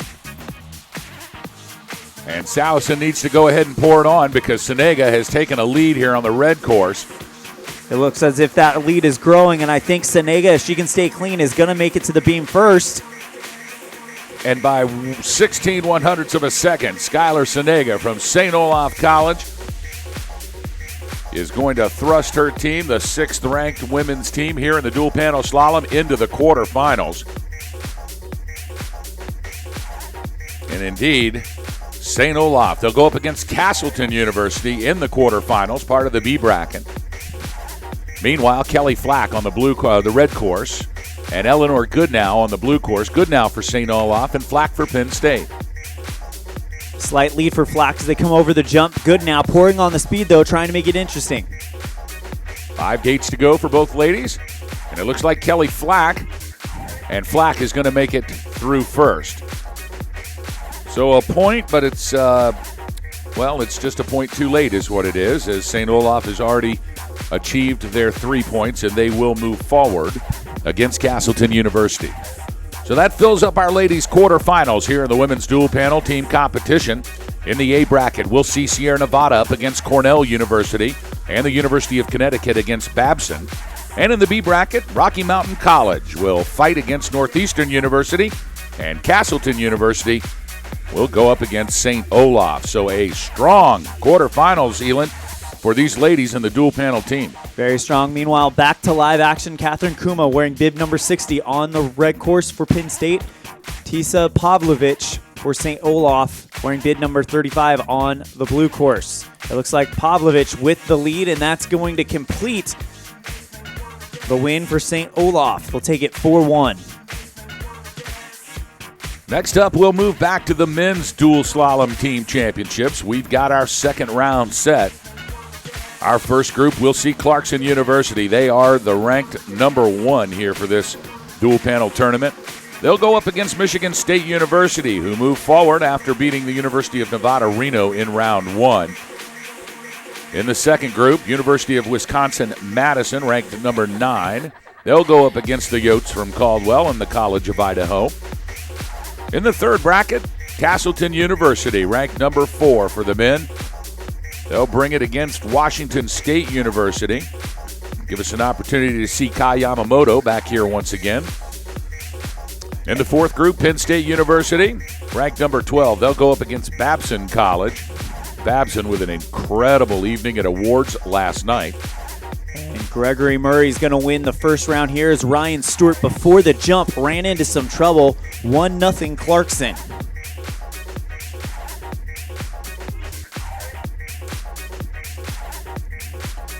Next up will be Jonathan Stewart. John Stewart wearing bib number 97 for Michigan State in the red course. And bib number 2, Thomas Daigle for Clarkson in the blue course. Michigan State and Clarkson battling it out here in the second round of this 2018 dual panel competition.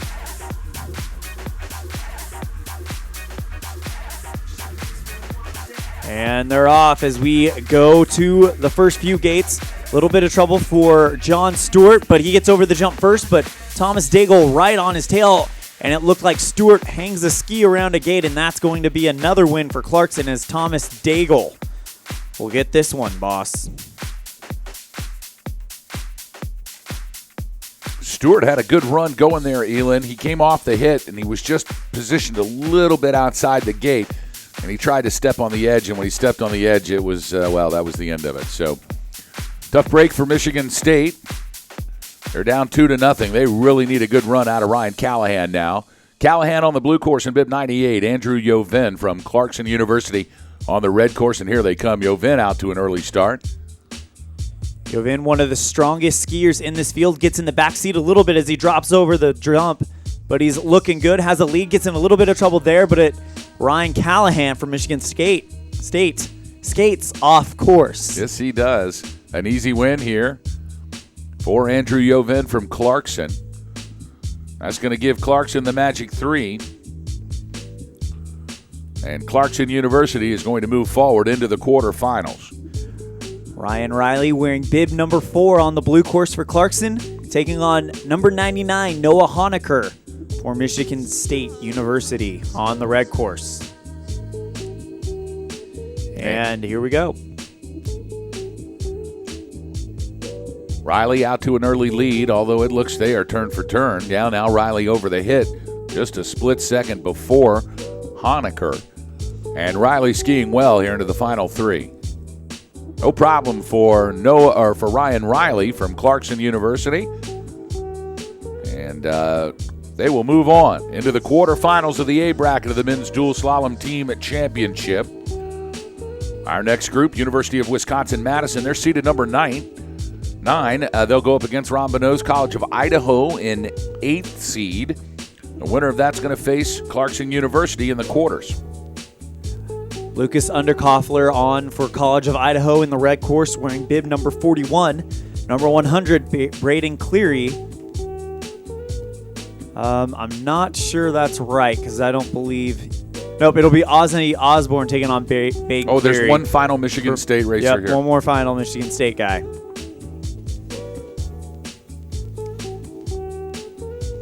And it'll be Braden Cleary. The Spartan is going to go out there and get his team a point if he can make it to the finish. Wild ride already as he's getting ready to come over the jump. And he does a nice spread eagle, it looks like, as he comes over. So style points there for the Spartan out of Lansing. And that should be good enough to get Michigan State their 1 point in this matchup.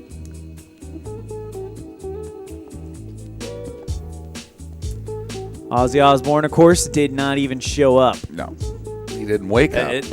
Boss Hog is... Not only did he not show up, he didn't wake up today. Boss Hog looks so dejected over here with his team's performance. All these rich, famous friends that he contacted, none of them came through. They can't ski nothing, man. I'm telling you. All of my friends. Here we are. It's Will Kirkpatrick from Wisconsin-Madison on the blue course, bib 46, up against Underkoffler on the right. And Underkoffler had a great run yesterday in the men's slalom, had it going on, and then blew out. A tough break for him. It was a really tough day for College of Idaho. Meanwhile, Lucas Underkoffler is going to easily take here round number 1 for the College of Idaho. So let's score 1 for COI. They lead the University of Wisconsin-Madison 1-0. Nicholas Zeller now from Wisconsin-Madison on the red course in bib 47. Trevor Trimble from the College of Idaho on the blue course in bib 42. As the athletes wait for the start, and we should see them coming down the hill any moment as the gates have dropped and they are on course. Good start by Nicholas Zeller. Looks like he's got a little bit of a lead as Trevor Trimble runs into a little bit of trouble, but they're equal coming off the jump. And it looks like Zeller has gone through a gate and just keeps having trouble, and he's finally down. Good fight by Nicholas Zeller, but it's going to give Trevor Trimble in College of Idaho their second point. Wow, Ron Bonneau's got to be happy with this start for the Yotes as they lead the University of Wisconsin-Madison 2-0. And it just takes one more for the COI. They're going to move on to the quarterfinals against Clarkson. This is a big run for College of Idaho. Big run for College of Idaho, but maybe even a bigger one for University of Wisconsin-Madison. This is their last chance. They need this point, or it's going to be the end of their trip here at the National Championships. They have had a great National Championships as well. Great to see the kids from Wisconsin-Madison here. Always bringing a great team, and the program has just grown so quickly up there in Madison that we love to watch these guys come into town. Of course, the College of Idaho, they've been at it for 50 years. I've been to Caldwell onto the campus. Coach Bonneau showed me around, and Elin, they've got a trophy case that's as long as a basketball court. I mean, it is literally as long as a basketball court, and you look in that thing, and it is USCSA trophies from years ago. I mean, from decades ago. And that school has been rocking ski racing for 40 years now, like literally for 40 years, and they've got the hardware to prove it. Really, really fun place to go. We love it there in Caldwell, just a little bit north of Boise. You ever have a chance to get out to Idaho, and Idaho's a beautiful state, you got to make your way over to Caldwell. Look up Ron. He'll take you out to dinner. Meanwhile, back to live action. It's Liberco from Madison, Wisconsin on the blue course. Brady Nilsson from College of Idaho on the red course. And it looks like Nilsson's going to have an easy ski here. Liberco had some trouble as he came off the lift. He made off the lip. He came off the and made the first gate, but then was just completely out of shape for the second gate. And so Brady Nilsson, he's going to bring home that third and important point for the College of Idaho, and they are going to move forward into the quarterfinals where they'll go up against number 1 ranked Clarkson. That'll be a shootout. Stay tuned. It's coming up soon here on the Broadcast Network. Liberco started out really, really strong, but once he got over that jump, went into that back seat and committed that cardinal sin, the one that Boss Hogg definitely does not recommend.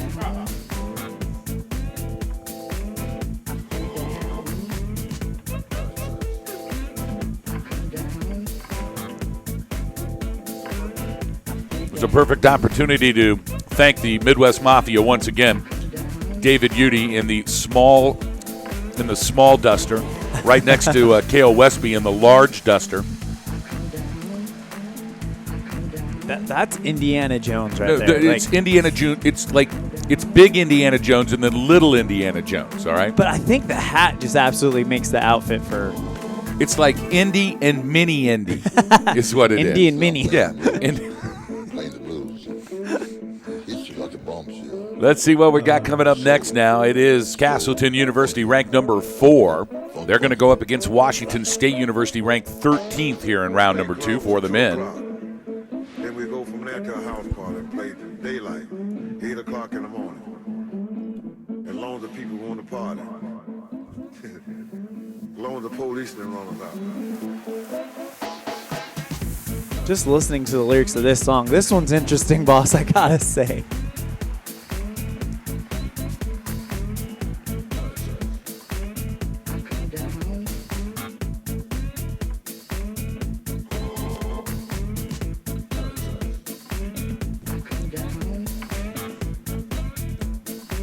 As we get set here, we are in round 2. 7.5-hour broadcast marathon here on the USCSA Network. Oh, you laugh. I've been to this thing. Uh-huh. Also out our window, we take a little bit of a course hold here at Alpine. Looks like the second run for snowboard giant slalom getting ready to commence. Racers coming down for course inspection right now.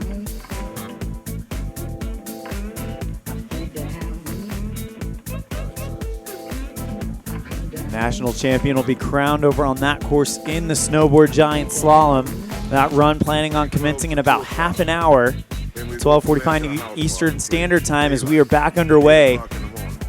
And it looks like we have some house cleaning to take care of in the Idaho University of Wisconsin-Madison showdown. Eric Stein on the red course for Wisconsin-Madison and Anthony Scherfone on the course for College of Idaho, and he gets the win. So look at Anthony Scherfone. Boy, that kid has come so far. We have watched that guy really grow up through ski racing there in Caldwell, and he knocks off Eric Stein. So the Yotes from COI up against Clarkson. That's going to be a tough contest. Clarkson ranked number 1. They had an easy run over Michigan State University. Looks like another bonus run here. Yep. Some house cleaning still taken care of as Jared Esnes for College of Idaho will take on Nathan Bartley from University of Wisconsin-Madison. And Bartley has a good lead coming over the jump, trying to get the 1 point for his team. But here comes Esnes, and he's pouring on the speed, but Bartley's going to end this one and make it official. I'll tell you, Nathan Bartley almost went for a ride there. Like he just about clipped the front tip of that left ski with a gate to go. He would have made the last gate, but he'd have done it in the air. He would have been flying across. Like nothing would have been touching the ground as he struck the beam. But he was able to collect himself. Good core strength and a good recovery. Now let's move on to that Washington State University Castleton University matchup. On the blue course, it's Kai Yamamoto from Washington State in bib 76. Jan Klindick from Castleton in bib 16, and here we go. Look at the start by Yamamoto, and he goes all out all the time, hits a gate, but he's got a good lead coming over the jump. He had no problem with the hit. Kai Yamamoto's got skills here from Washington State. But you look at Lon Klindich, he's closing it down. This could be close. Still not enough time for Klindich, and Kai Yamamoto from Washington State University winning by 45 100ths of a second. So Yamamoto laying down the first point for Washington State, and Jan Klindick, one of the better racers at Castleton University. So there's a real chance here for Washington State to move forward. Reed Renninger from WSU on the red course in bib 77. Anton Smith from Castleton on the blue course in bib 17, and here they go. Renninger wants this one. He was pumping out the gate. He also had a very respectable showing over in the slalom, and they are neck and neck with Anton Smith of Castleton with barely having the lead. Renninger pouring it on, trying to close down the gap, but I don't think it's enough time. And it isn't, as Anton Smith of Castleton will even this one up at 1. So Smith did his job. Yamamoto got Washington State out to an early lead, but Reed Renninger, despite a valiant effort, he'll come in behind Smith. It's all knotted up at 1. Spencer Barclay wearing bib number 78 from Washington State on the blue course, and Oscar Erickson of Castleton on the red course, bib number 18. And we are underway here, and it looks like Barclay with the slight lead as they head over the jump. And Barclay carrying that lead, but he runs into a little bit of trouble, and he's below a gate. And he's going to keep going. It'll be very interesting to see what the gatekeeper has to say. Erickson double blocking, and that one's actually really, really close. And the timing says Spencer Barclay by a 1/10 of a second. But we'll have to see what the call is from the gate judge up top. From our vantage point down here, it looks like he may have actually made that gate. He just ran into the panel with his body. But our gate judges will take a look at it. Timing showing that Washington State University will pick up that point. And Boss Hogg now racing against Paul Klosterman of Castleton. So if Castleton gets to the bottom, which he's got a wild ride going, but see, I'm going to win one here. He's going to hike it. No, he's going to hike it. You're done. So the only way I was going to win one is if somebody does a DNF, right? Yep, I think so. But so the ghost racer here, Boss Hogg, according to our time. No, go up there and hike. Go up there and do hike. it. No, hike it. Yeah, hike it. So Boss Hogg can win nothing today. 0 victories for Boss. Yeah, there you go. Now you're good. Nice job. All right, so Paul Klosterman from Castleton, even though he had to hike 2 gates, he's going to beat Boss Hogg's team here. Yep. And that was just a mental victory for Klosterman there. And that ties it at 2. As Castleton will get ready to take on one more time before they punch their ticket. And look at who it is. It's the slalom hero, Paul Reckberger, number 20 from Castleton, over on the red course. He'll be racing Alberto Tomba. This will be a matchup of slalom greats here. Reckberger's going to win. Reckberger, yeah. Dude, this kid's the Austrian hammer, all right? Like, he is the hammer. That's the nickname we keep for next year. He is going to bring it in right now. Watch this kid ski. What an incredible slalom yesterday here on the Alpine course. Elon and I had the privilege to call his race. Reckberger just come out of his shoes in run number 2. I mean, laid down the heat, put the real pressure on Andras Reich-Pogladic, and takes home his first USCSA National Championship in the slalom yesterday. No problems here for Reckberger. And Castleton, ranked number 4 here in the men's dual slalom team championship. They'll move on into the B bracket. Next up, we'll feature number 5, Babson College. The champions in the slalom last night, taking on number 12, Penn State. Mitchell Pan on the blue course, bib 71 for the Nittany Lions. Sean Robinson from Babson on the red course in bib 21, and here they go. Good start by Pan as he gets an early lead, but Robinson pouring on the speed, trying to shut that down. Pan runs into a little bit of trouble off the gate, but holds it together. This is going to be close. Had to scrape a lot of speed there, Mitchell Pan, and it looks like it might leave Sean Robinson the ability to sneak in, and he does. It was he had to scrape speed. Mitchell Pan had the thing won, but after the jump, was late on a gate. He had to scrape a lot of speed. Robinson kept it flowing, and Robinson's going to take the point for Babson. Meanwhile, Stephen Constable from Penn State on the red course in bib 72. Mac Henderson on the blue course in bib 22 for Babson, and here they come. Mac Henderson, All-American in slalom yesterday, taking on Stephen Constable on the red course. Penn State needs this win to avoid that dreaded 0-2 hole. But Mac Henderson, absolutely pouring on the speed from the top, and he's got about a gate and a half lead. Yeah, you don't want to get behind this kid right here. If Mac Henderson's got a lead in this thing. Oh, and Mac Henderson hooked an arm on a gate. He didn't hook his leg. He hooked an arm on his gate. He's got the panel with him. He's ripped the panel off. He was so tired of seeing the panel, he just ripped it right off the poles. He made the gate with his skis, but his chest, he literally had the skis hiked all the way out. So he was in in full turn position, but his front of his body hit that post and he ripped that panel right out of there. A walking advertisement for the USCSA there for a few seconds. Totally. Boss. He was angry at that thing. And you really couldn't ask for a better walking advertisement than Mac Henderson. What a performance here at National Championships by him. Mac gives Babson College their second point. They are up 2-0 over Penn State University. Crunch time for the Nittany Lions. They got to get this done if they want to move on to the next round to face Castleton.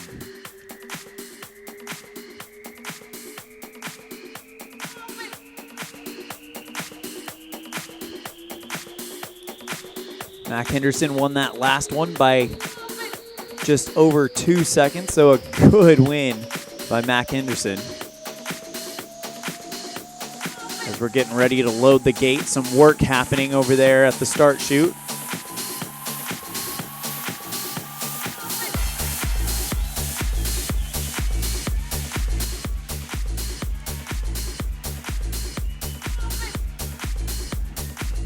Ryan Fries from Penn State, number 73 in the blue course. Eli Wolfson, number 23 for Babson in the red course. Ryan Fries, one of the top skiers in the Allegheny Conference this season, and they need a good performance from him as he gets out to a good start, but Eli Wolfson's going to challenge him. Here they come over the hit. Fries with an early lead. Now he just needs to hang on and ski clean. Good speed from Wolfson from Babson, but it might just be too much. And it is for Fries, taking the win and earning the Nittany Lions their first point here in round number 2. Still Babson up 2-1. John Blanchard, number 24 for Babson on the blue course, taking on Nick Crawford, number 74 on the red course. Penn State trying to force a fifth and decisive match, and here we go. Now at the top, it's Bolin from Babson with an early lead. And Babson's going to come over the hit first. It's just going to take a clean run from Babson here to put it away. And no problems here for John Bolin, wearing bib number 24, and Bolin hits the line and will take the win. The third and decisive point for Babson College, so they will defeat Penn State University here in the second round. And they will move on to the quarterfinals, where they'll face off against Castleton. Next matchup will feature Sierra Nevada College taking on Stanford, who beat Colgate in the first round.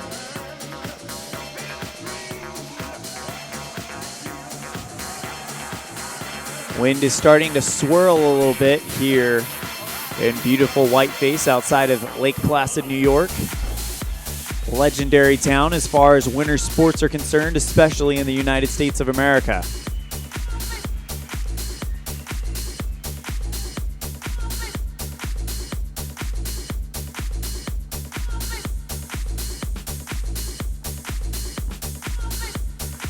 And it looks like we have a little bit of a course hold going on right now.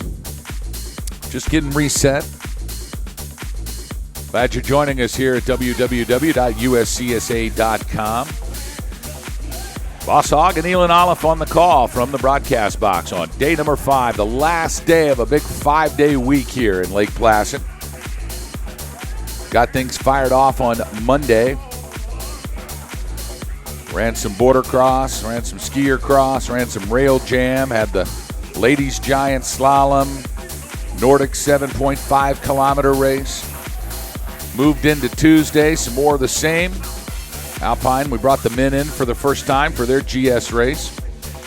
Andras Reich Pogledich from Rocky Mountain College being crowned the 2018 USCSA Men's GS Champion. Dominating performance from Pogledich. Oh, my word. Have you ever seen anything like that? Never. I've never seen anything like this week, especially in the men's competitions. You see Pogledich absolutely decimate the first run in the slalom. And then the impossible happens when he makes a mistake at the top and it opens the door. Well, really, it forces open the door that Reckberger kicked in the run before. After that, previous to that, we had Lisa Hatul of Rocky Mountain College win the slalom. And then, as far as the other side for the ladies with the giant slalom, Sana Ohunen of Sierra Nevada College winning that one. Sana Ohunen finished second in both events last year, Boss Hogg. Yeah, she'd had enough of that. Yeah, she was like, I want a gold. Yeah. I want a gold. And she also led Sierra Nevada to a team championship in that event.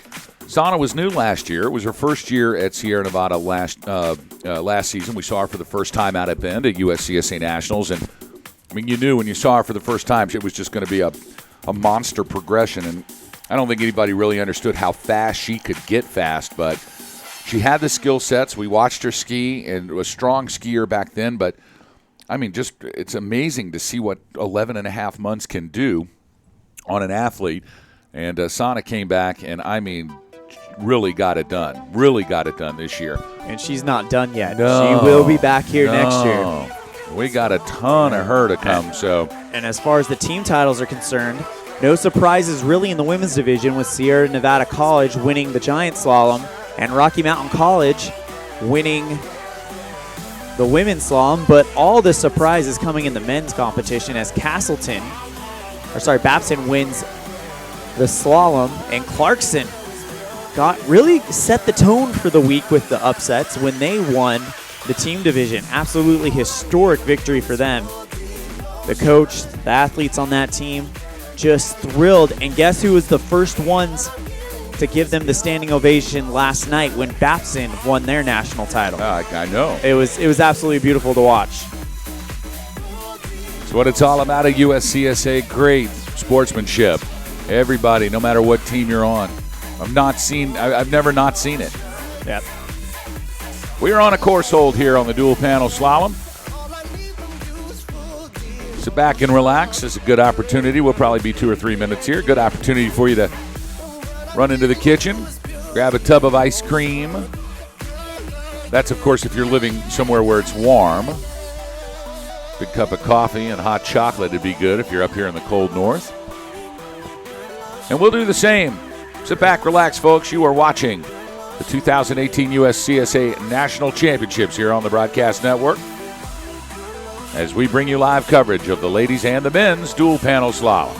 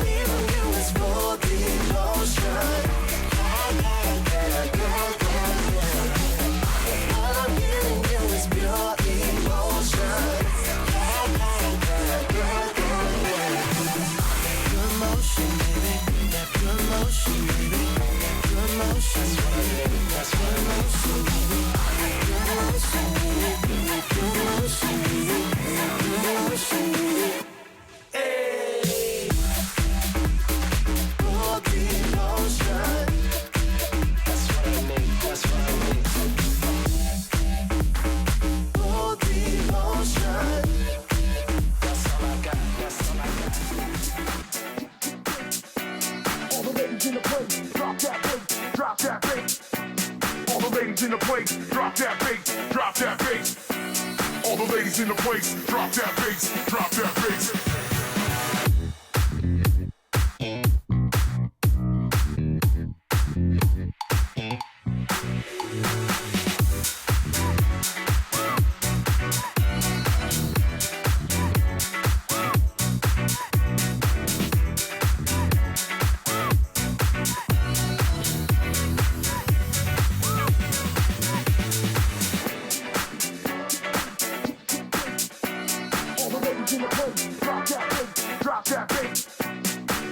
In the place, drop that bass, drop that bass. All the ladies in the place, drop that bass, drop that bass.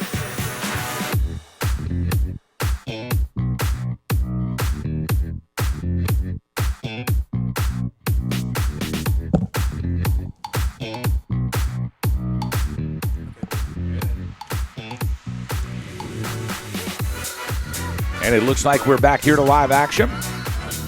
We have got our course situated, all cleared off and ready to go. We'll finish up with this Babson Sierra Nevada College. No, check that. Sierra Nevada and Stanford. Looks like we've got a final runner here for the Babson competition. Babson, of course, already moving on to meet Castleton after defeating Penn State University. But a good practice run here for Jonathan Blanchard. I think I'm starting to understand why Ozzy Osbourne was a no-show. If he had to race, if he knew he was racing that many times, that many starts in one day, he's probably like, forget it. Not happening, guys. He just didn't get out of bed. I think it's really what it is. Good run for John Blanchard from Babson. Next up, Sierra Nevada College against Stanford University. The Cardinals up against the Eagles. Riles White from Sierra Nevada wearing bib number 6 on the red course. Nicholas Barbier from Stanford wearing number 101 on the blue course. And they are set to go. Stanford ranked number 15, Sierra Nevada ranked number 2. Stanford got here by beating Colgate University over in the first round. And we're underway. Looks like a very close race, but Barbier having a decent lead. No problems off the hit for Barbier, but now Barbier's down. He made the first gate, but then went to put the left boot on the second gate, and it slid right out. And it'll be an easy win here for Riles White from Sierra Nevada College. And that's a huge win for Incline Village, as he's not considered one of the super big guns on that team. They have a lot of talent left to come, Sierra Nevada. That's a tough break for Nicholas Barbier. They were looking for a good win and certainly a point from him. But instead, Riles White delivers.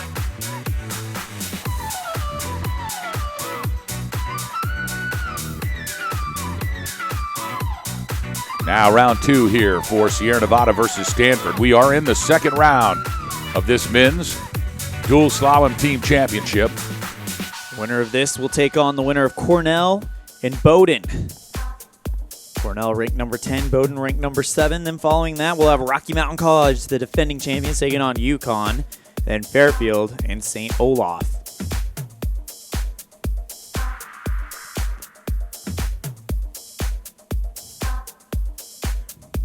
And as they enter the gates here, we'll take a look at our timing system, find out who is ready to go next.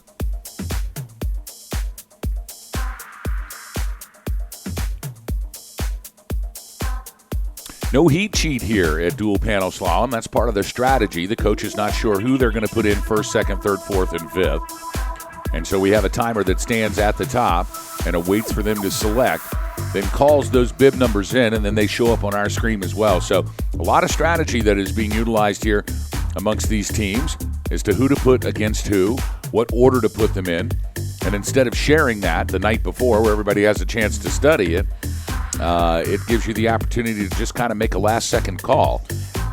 And also try to guess what the other team's going to do. If you think that another coach is going to line up their best skier, then that might be the time to put the weaker skier, and then you save the best skier for an easier matchup later on down the road. Dimitri Maxim from Stanford on the red course in bib 102. Luca Gobek from Sierra Nevada College on the blue course in bib 7. The men are loaded and ready to go as the bell is about to ring and they're off. A little bit of a disappointing showing for the Sierra Nevada College men this year, but a chance to rectify all that with a dual slalom team championship and Gobeck with a good lead.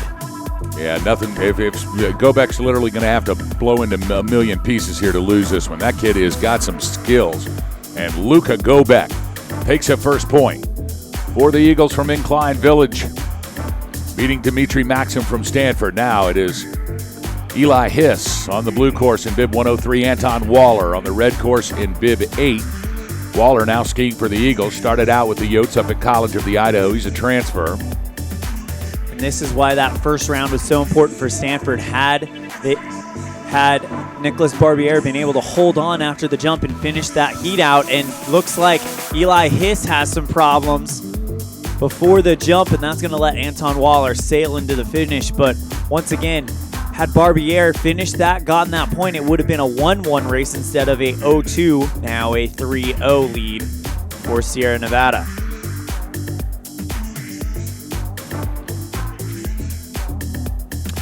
So Sierra Nevada, they've got the 3 that they need. They'll be the first ones to move in from the second round to the quarterfinals in the B bracket. Our A bracket for the quarter set, Clarkson versus COI and Castleton versus Babson. And Sierra Nevada will move forward into the quarterfinals, where they'll either face Bowdoin College or Cornell University, our next second round matchup. Meanwhile, Vidar Whitting from Sierra Nevada in the blue course, Javier Brenna from Stanford on the red course, and Whitting, an easy win for Vidar the first time. Sierra Nevada came into this event with one mission only, and that is flex their muscle. They are absolutely dominating this matchup right now, up 4-0. Ryan Rice, Adrian Romberg. Romberg from Sierra Nevada on the red course, Rice from Stanford on the blue course. They've got them loaded, and here they come. And it looks like Romberg is off to a fast start and should easily get the win here. All he's got to do is keep it together, and he's going to.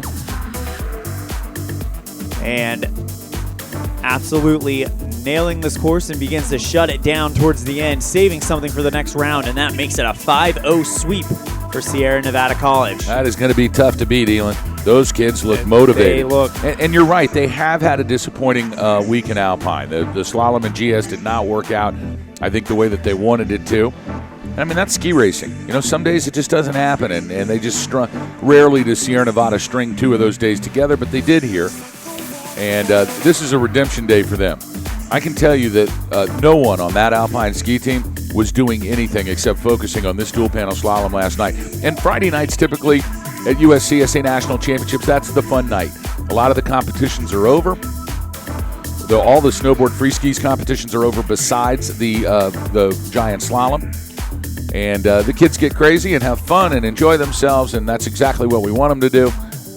And this is a fun day for everybody. But I can tell you that Sierra Nevada, the Eagles, they didn't do any of that last night. No, not at all. That one just finishing up was Wyatt Querlo for Cornell beating Kyle Polson for Bowdoin. Cornell has a 1-0 lead right now. Great to see Wyatt Carollo here at USCSA Nationals. I remember the first time he came from Cornell, and he is just he's gone so far in ski racing. It's great to see him. I think he's a senior this year. This may be his last year. Would like to do something special in what could be his final collegiate race. Cornell now taking the red course, and Bowdoin on the blue course. As soon as our timing system lets us know whose it is, we will make that announcement, and you will know as soon as we do. USCSA Nationals on the USCSA Broadcasting Network. In a few minutes, over on snowboard, the second run of the Snowboard GS will be getting underway. A simple little broadcast there. There is no commentary on it, but we do have video coverage, and excellent video coverage provided by our cameraman Cal on that event, and that will be getting started in about 4 minutes time. Meanwhile, Sean Giannato for Cornell taking on Louis Frumer from Bowdoin. Bowdoin on the left, Cornell on the right. They've got him in the box, ready to send them. Good start by Frumer. Frumer has a good lead right now, and he is building on that lead. Out of the box first, and with every turn, he's getting further and further ahead. Meanwhile, Giannotto trying to get anything he can, and he's starting to turn on the gas a little bit. This could be a really close race as we come down to the finish. And by 0.02 of a second, Louis Frumer of Bowdoin gets the win. So that ties things up here in the second round. 1 point for Cornell, 1 point for Bowdoin. Anybody's race here as we are almost halfway through the second bracket here for the men's. Next up, we'll see Rocky Mountain College versus University of Connecticut.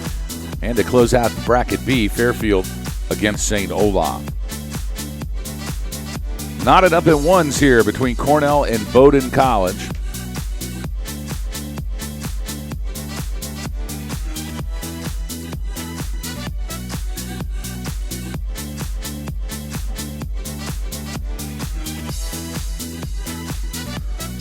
Boss Hog looking for a cup of coffee here in a second.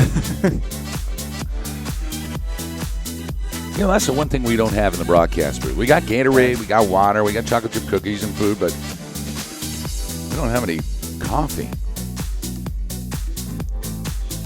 Somebody's going to walk in here with a Red Bull in about 2 seconds, aren't they? Uh-huh. Michael Can from Bowdoin on the red course, taking on Patrick Halkema from Cornell on the blue course, boss. And they've started their journey down the mountain, and it looks like Halkema with an early lead as they hit the jump, nearly on top of each other, but Halkema has a lead, and it seems to be growing. But Can trying to pour on the speed, but he runs out of real estate, and that's going to be a win for Patrick Halkema of Cornell. So Cornell taking the 2-1 lead over Bowdoin College. Now it's Matt Safford on the blue course from Bowdoin. Griffin Sarachek on the red course for Cornell. Bowdoin needs to get one here. Sarachek can end the Bowdoin College dreams of a national champion here in the dual panel slalom for the men, just with a win. Let's see if Safford can put it together and tie it all up for Bowdoin. Well, a good start so far by Safford as he's got the lead right now. Sarachek trying to pour on the speed, but he washes out. And he is going to have to do some hiking up, and that's going to give Bowdoin the win. Knotted up at 2. Yeah, not the win yet. Yep. They are 2-2. Clutch run by Matt Safford there.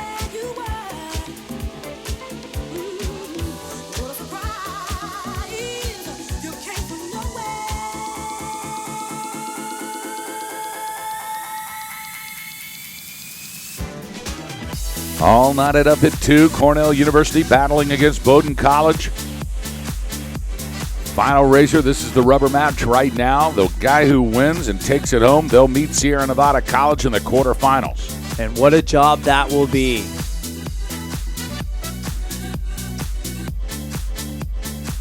Sierra Nevada looked absolutely unstoppable in that last round, didn't they? Yeah, that's a tough team to beat. When they all ski well, forget it. And they all skied well there. And when they're mad. You know, I never see those kids mad, though. The best behaved, most grounded kids. I think that's a top-down situation. I think it comes from the college. I think the college has that ethos there. I think it kind of blends into the faculty, and then it blends into the athletic programs and, you know, trickles down into the students themselves. And I just think they're good kids there. They really, everyone I've ever met from that university has been nothing but a great representative of their college, the kind of kid you'd want to stand up and say, yeah, this kid goes to our school. Meanwhile, back to live action now. Alexander Milde from Cornell. Milde, no problems here as Waylon Chu from Bowdoin had a tough top.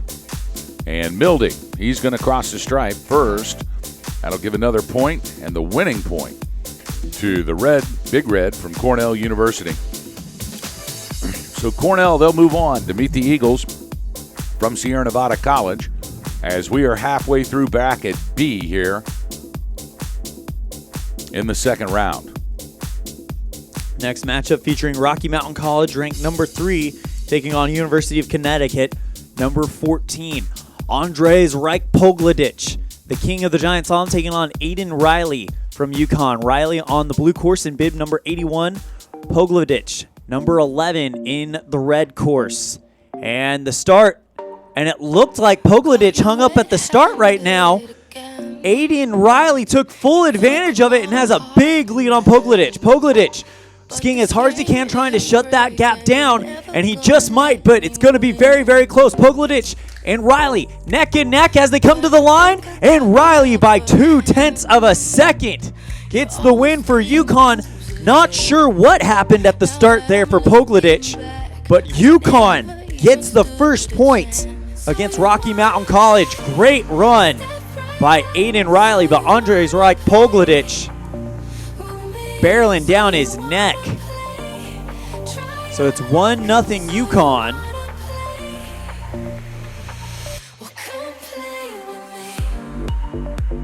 As now they're going to switch courses, so you're going to see Rocky Mountain College coming down the blue course and UConn coming down the red course. Rocky Mountain College, coached by Jerry Wolf. UConn, Bruce Diamond.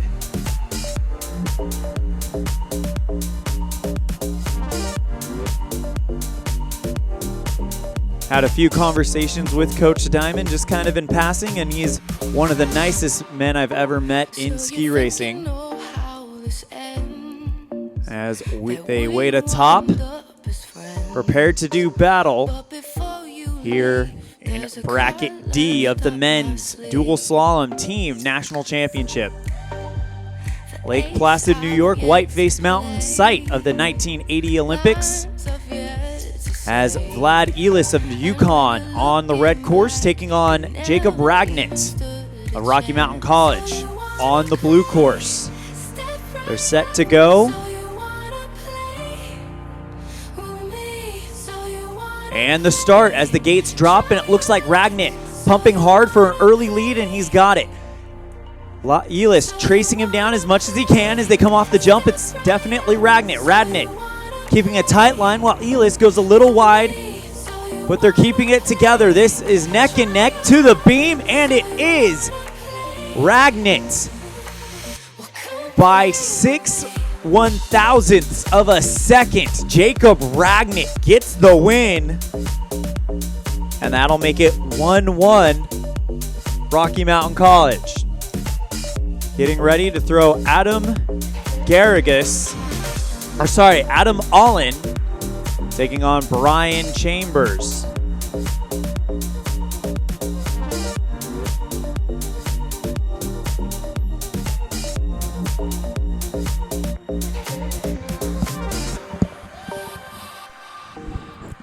Brother, I saw you snapping your head all around, like looking around, see if I was going to come back in the box. You're doing great. Keep it up, man. You're doing great.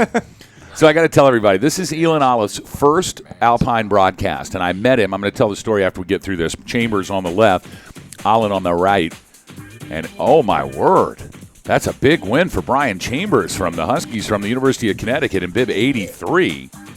Where does that put our score, Elon? 2-1 UConn. Oh my Andres word. Reich Pogledich, if you just missed it, had a problem in the start, and that allowed the UConn skier, Aiden Riley, to get a good lead on him. So it's 2-1 UConn 2-1 now. UConn. And Adam Garrigus, the whole thing is going to lay on Adam Garrigus' shoulders now.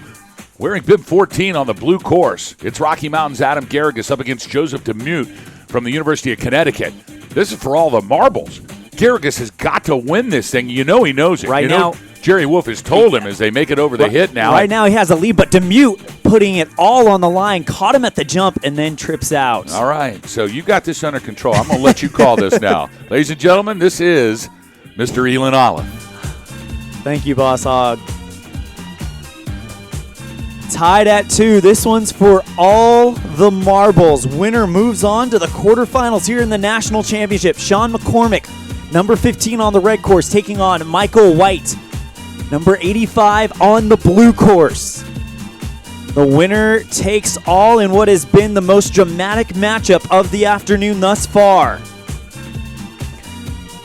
The blood is pumping, the anxiety's high, and we are underway. Neck and neck so far, headed to the hit. As they come off the hit, it is very close, but I believe McCormick has the slightest of leads right now. Any mistake by any one of these skiers will take them out. McCormick seems to be in the lead, and he's going to hit the beam. It's going to be close, and McCormick, by 21/100ths of a second, sends Rocky Mountain College to the quarterfinals. But what a showdown that Bruce Diamond's boys gave the Battling Bears from Billings. Our final matchup here in the second round of the men's dual panel slalom features number 11 Fairfield taking on number 6 St. Olaf College.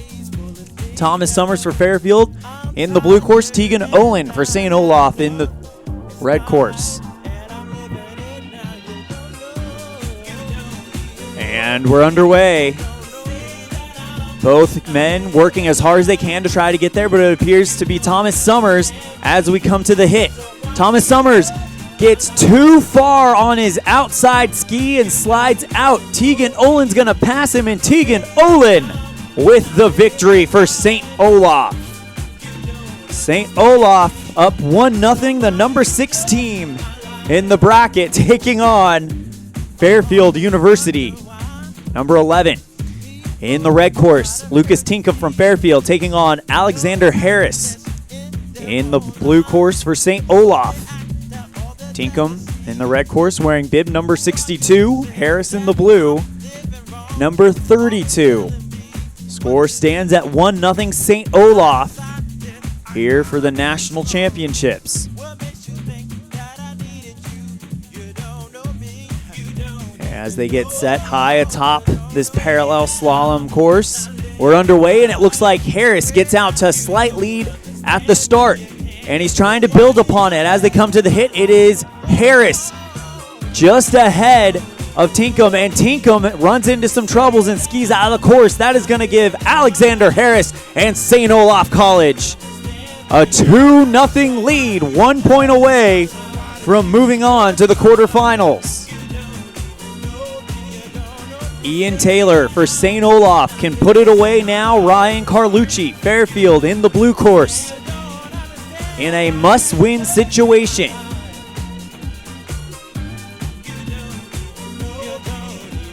It all rides on Carlucci, number 63 in the blue course, taking on Ian Taylor, number 33 in the red course for St. Olaf. Carlucci gets out to an early lead, and he's building upon it. Headed to the hit, and it is Carlucci who drops over well. Taylor trying to build up speed, but he may be running out of real estate. Taylor moving as fast as he can, but Carlucci, can he hold him off? Yes! And it is Ryan Carlucci by nearly half a second. And that will keep Fairfield's hopes alive for a national championship. Brendan Carey from Fairfield now has to follow suit in the red course. Number 64 taking on Spencer Knack from St. Olaf, number 34. Knack in the blue, Carey in the red. Must win for Brendan Carey to force a fifth and decisive matchup with St. Olaf. As we are underway, looks like Knack gets out to an early lead. Knack runs into a little bit of trouble right before the jump, but a good rebound. Comes off the jump well ahead of Carey. This should do it. He's got to hold it together, headed for the line. 3 gates left to go, and St. Olaf will take on Rocky Mountain College in the next round. They have it 3-1.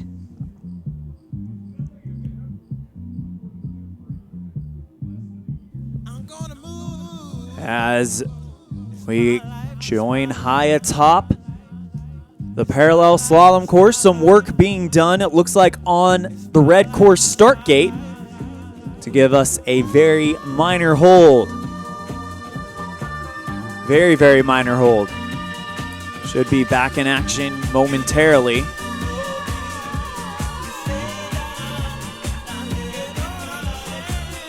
Just a reminder, you can catch coverage of the second round of the Snowboard GS over on the Snowboard channel here on USCSA Broadcasting Network, and it looks like we're ready to go here at the Parallel Slalom.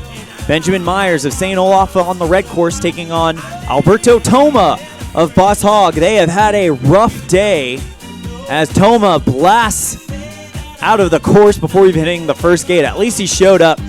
Benjamin Myers of St. Olaf cruising through the hit and taking a warm-up run before the matchup with Rocky Mountain College later on this afternoon. Final score 4-1 in this one. Great victory there by St. Olaf College. And now we will finally get started with our individual brackets.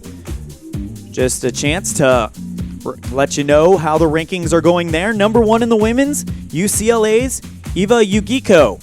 Number 2, University of Rochester, Haley Schweierwagen.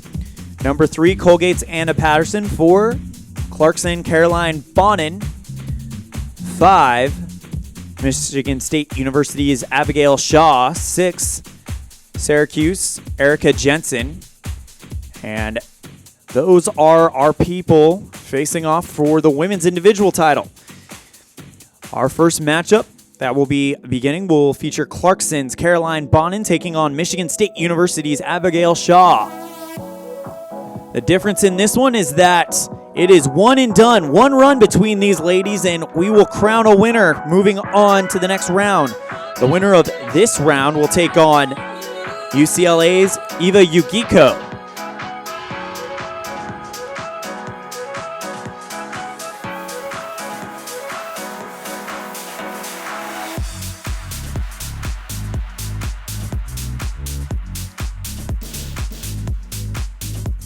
Neil and Olive here on the USCSA Broadcast Network, bringing you live coverage of the 2018 USCSA Dual Panel Slalom Championship.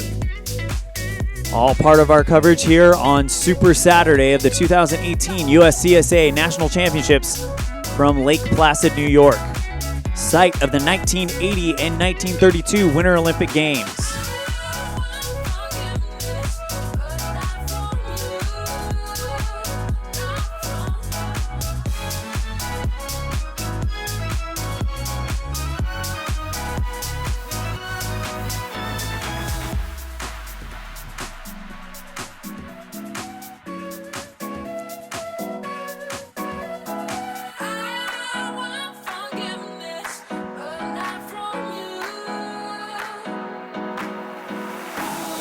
Just to give you a quick recap of who's won our national titles here in the Alpine in the women's GS, it was Sana Ohunin of Sierra Nevada College.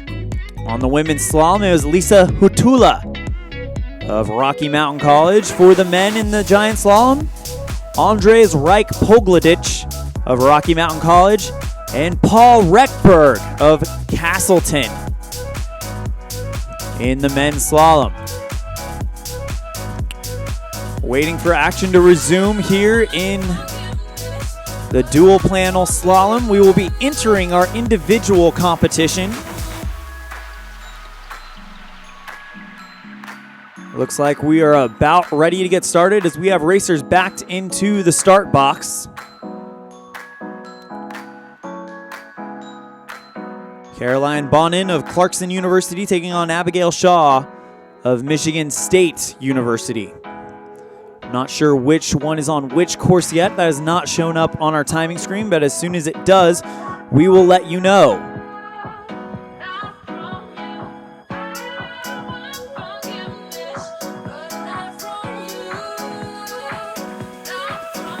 Both racers looking ready to go. Here in their final event of the 2018 USCSA National Championships.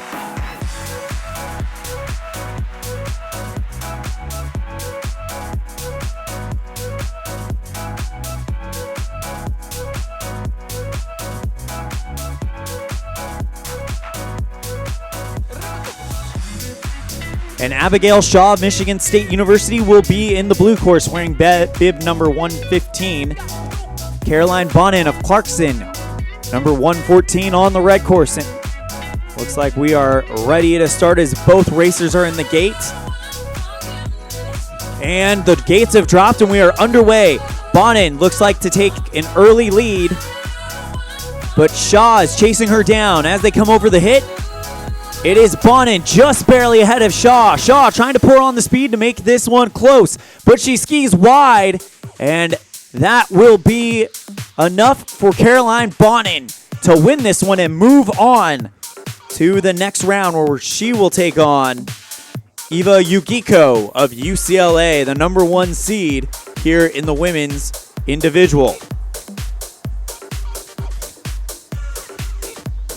Our next showdown will feature number 3 ranked Anna Patterson of Colgate University taking on Syracuse University's number 6 ranked Erica Jensen. Anna Patterson in the red course wearing bib 113. Jensen in the blue course wearing bib 116. And we're underway. They're neck and neck as they head towards the hit. Matching each other turn for turn as they come over the hit. It looks like Erica Jensen with a slight lead. Anna Patterson pouring on the speed, trying to make it even, and she just might do it as they come down to the finish, and I don't think it's enough real estate for Patterson as Jensen will move on to the next round to face number 2 ranked Haley Shirewagon of University of Rochester, but Erica Jensen of Syracuse University moving on. And now we go to the men's competition. Cameron Hale versus Travis Glenn. Hale coming from University of British Columbia. And Glenn from Colorado Mesa University.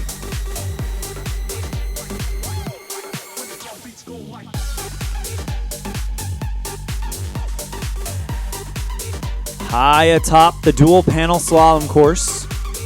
Both racers are preparing to load in. Give you a quick... Oh, I apologize. This will be Nils Kingston of University of Rochester taking on Trace Baer of Virginia Tech. Kingston, the number 1 seed. Baer, the number 8 seed. Number 2 seed is Nicholas Damberg of University of Minnesota Twin Cities. Number 3, Andrew Elder of Colorado Mesa University. Number 4, Cameron Hale of University of British Columbia. Number 5, Travis Glenn of Colorado Mesa University. Number 6, Callie Laurent of New England College. And it looks like Niels Kingston is going to be racing Ozzy Osbourne. So an easy victory for Kingston. Not sure what is the story with Trace Baer. Number 7, Spencer Christ from University California Davis. And number 8, Trace Baer, Virginia Tech, who was supposed to be in this matchup. But Nils Kingston racing Ozzy Osbourne, pretty much a gimme, as he is headed for the line. And Nils Kingston will be moving on to the semifinals in the men's individual dual slalom.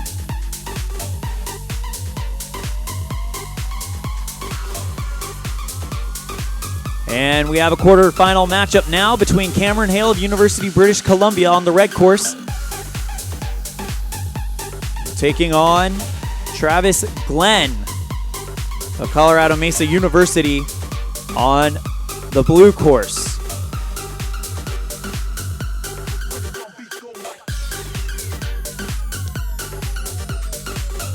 Waiting for their start. And they're underway. It looks like Glenn with an early lead as he is building upon it as they get to the final hit. And Glenn goes a little wide and gets out of control. That gives Cameron Hale a chance to get into the finish, and he is going to be moving on to the semifinals to take on Nils Kingston. Cameron Hale of University of British Columbia.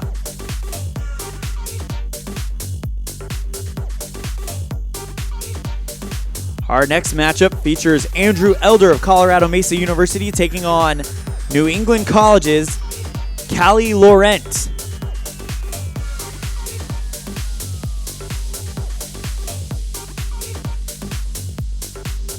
Andrew Elder on the red course wearing bib number 113. Callie Laurent on the blue course wearing bib number 117. Winner will move on to the semifinals to take on the winner of Nicholas Damberg and Spencer Christ. As they await their start, and we're underway. Great start by Andrew Elder, but a good opening acceleration from Callie Laurent. As they come to the hit, they are neck and neck with Laurent, barely ahead. Not a mistake can be made if you want to stay in this race. And it looks like Andrew Elder pouring down the speed on Laurent. It's going to be close. And it is Callie Laurent by 0.2 of a second. So Laurent will take on the winner of our final matchup here in the men's individual quarterfinals. Spencer Christ of University of California, Davis taking on Nicholas Damberg of University Minnesota Twin Cities. Damberg of Minnesota on the red course wearing bib 112. Number 118, Spencer Christ of University of California, Davis on the blue course. Christ with an early lead. Trying to hold on to it. He's got a little bit of a wild ride going, and it's the slightest of leads over the hit, but he's building even more and more. This could be very interesting to see what Spencer Christ of University of California, Davis does in the semifinals against Callie Laurent. And that sets our semifinals. Spencer Christ will take on Callie Laurent. Niles Kingston will take on Cameron Hale. As we will now move into the quarterfinals for the women's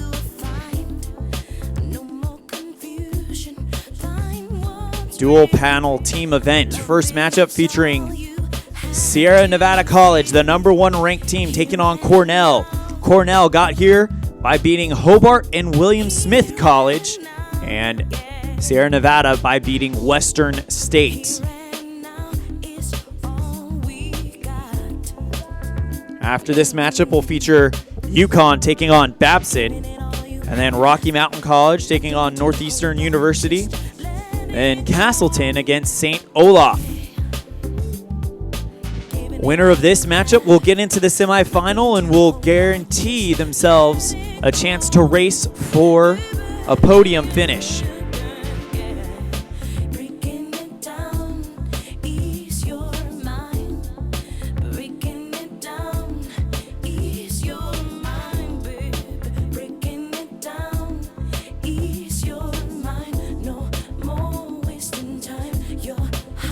Action going on around the USCSA Championship broadcast. We have Nordic coverage going on right now. And we also have coverage of the snowboard giant slalom happening at this very moment. Just on one trail over at the same venue that I am sitting on right now. And it is a beautiful sight seeing these two national championship venues set up side by side. Sierra Nevada College taking on Cornell will be our next matchup here in the quarterfinals of the women's dual panel slalom.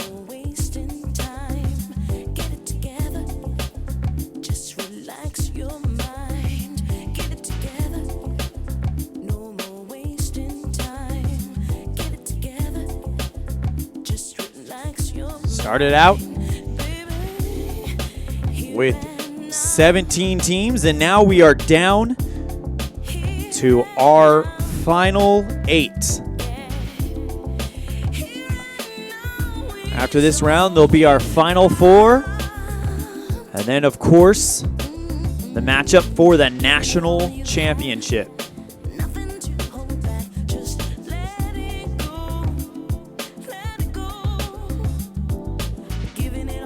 Getting ready to load the athletes into the start shack, and it'll be Catherine Grace Norris from Cornell on the blue course.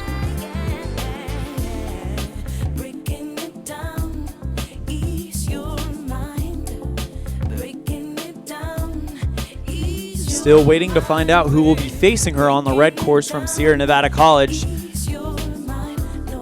That team loaded, beating Western State 4-1. Cornell beats Hobart and Smith 3-2 in the previous round.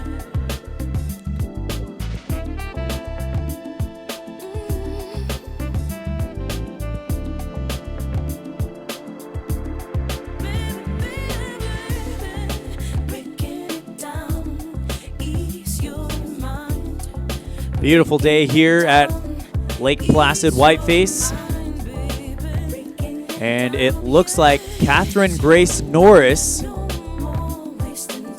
according to our timing screen, will be racing Oprah Winfrey from Team Boss Hog. So an easy win for Cornell in this matchup against Sierra Nevada College. We will keep you updated if that changes, but as of right now, it looks like Catherine Grace Norris will get an opening round victory here in this matchup against Sierra Nevada.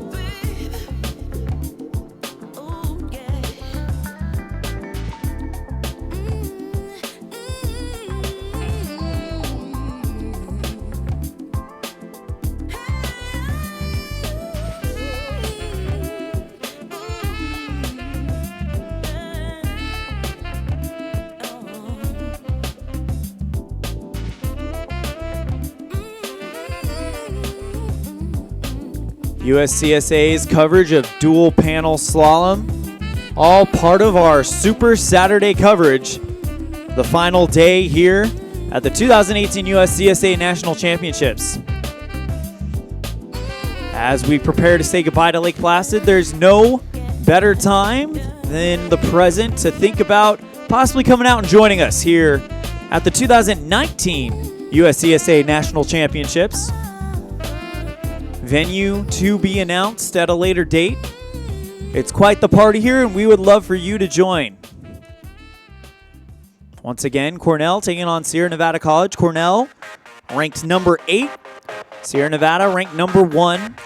Catherine Grace Norris from Cornell loaded into the start box for the blue course. And currently from Team Boss Hog, Oprah Winfrey slated to race in the red course.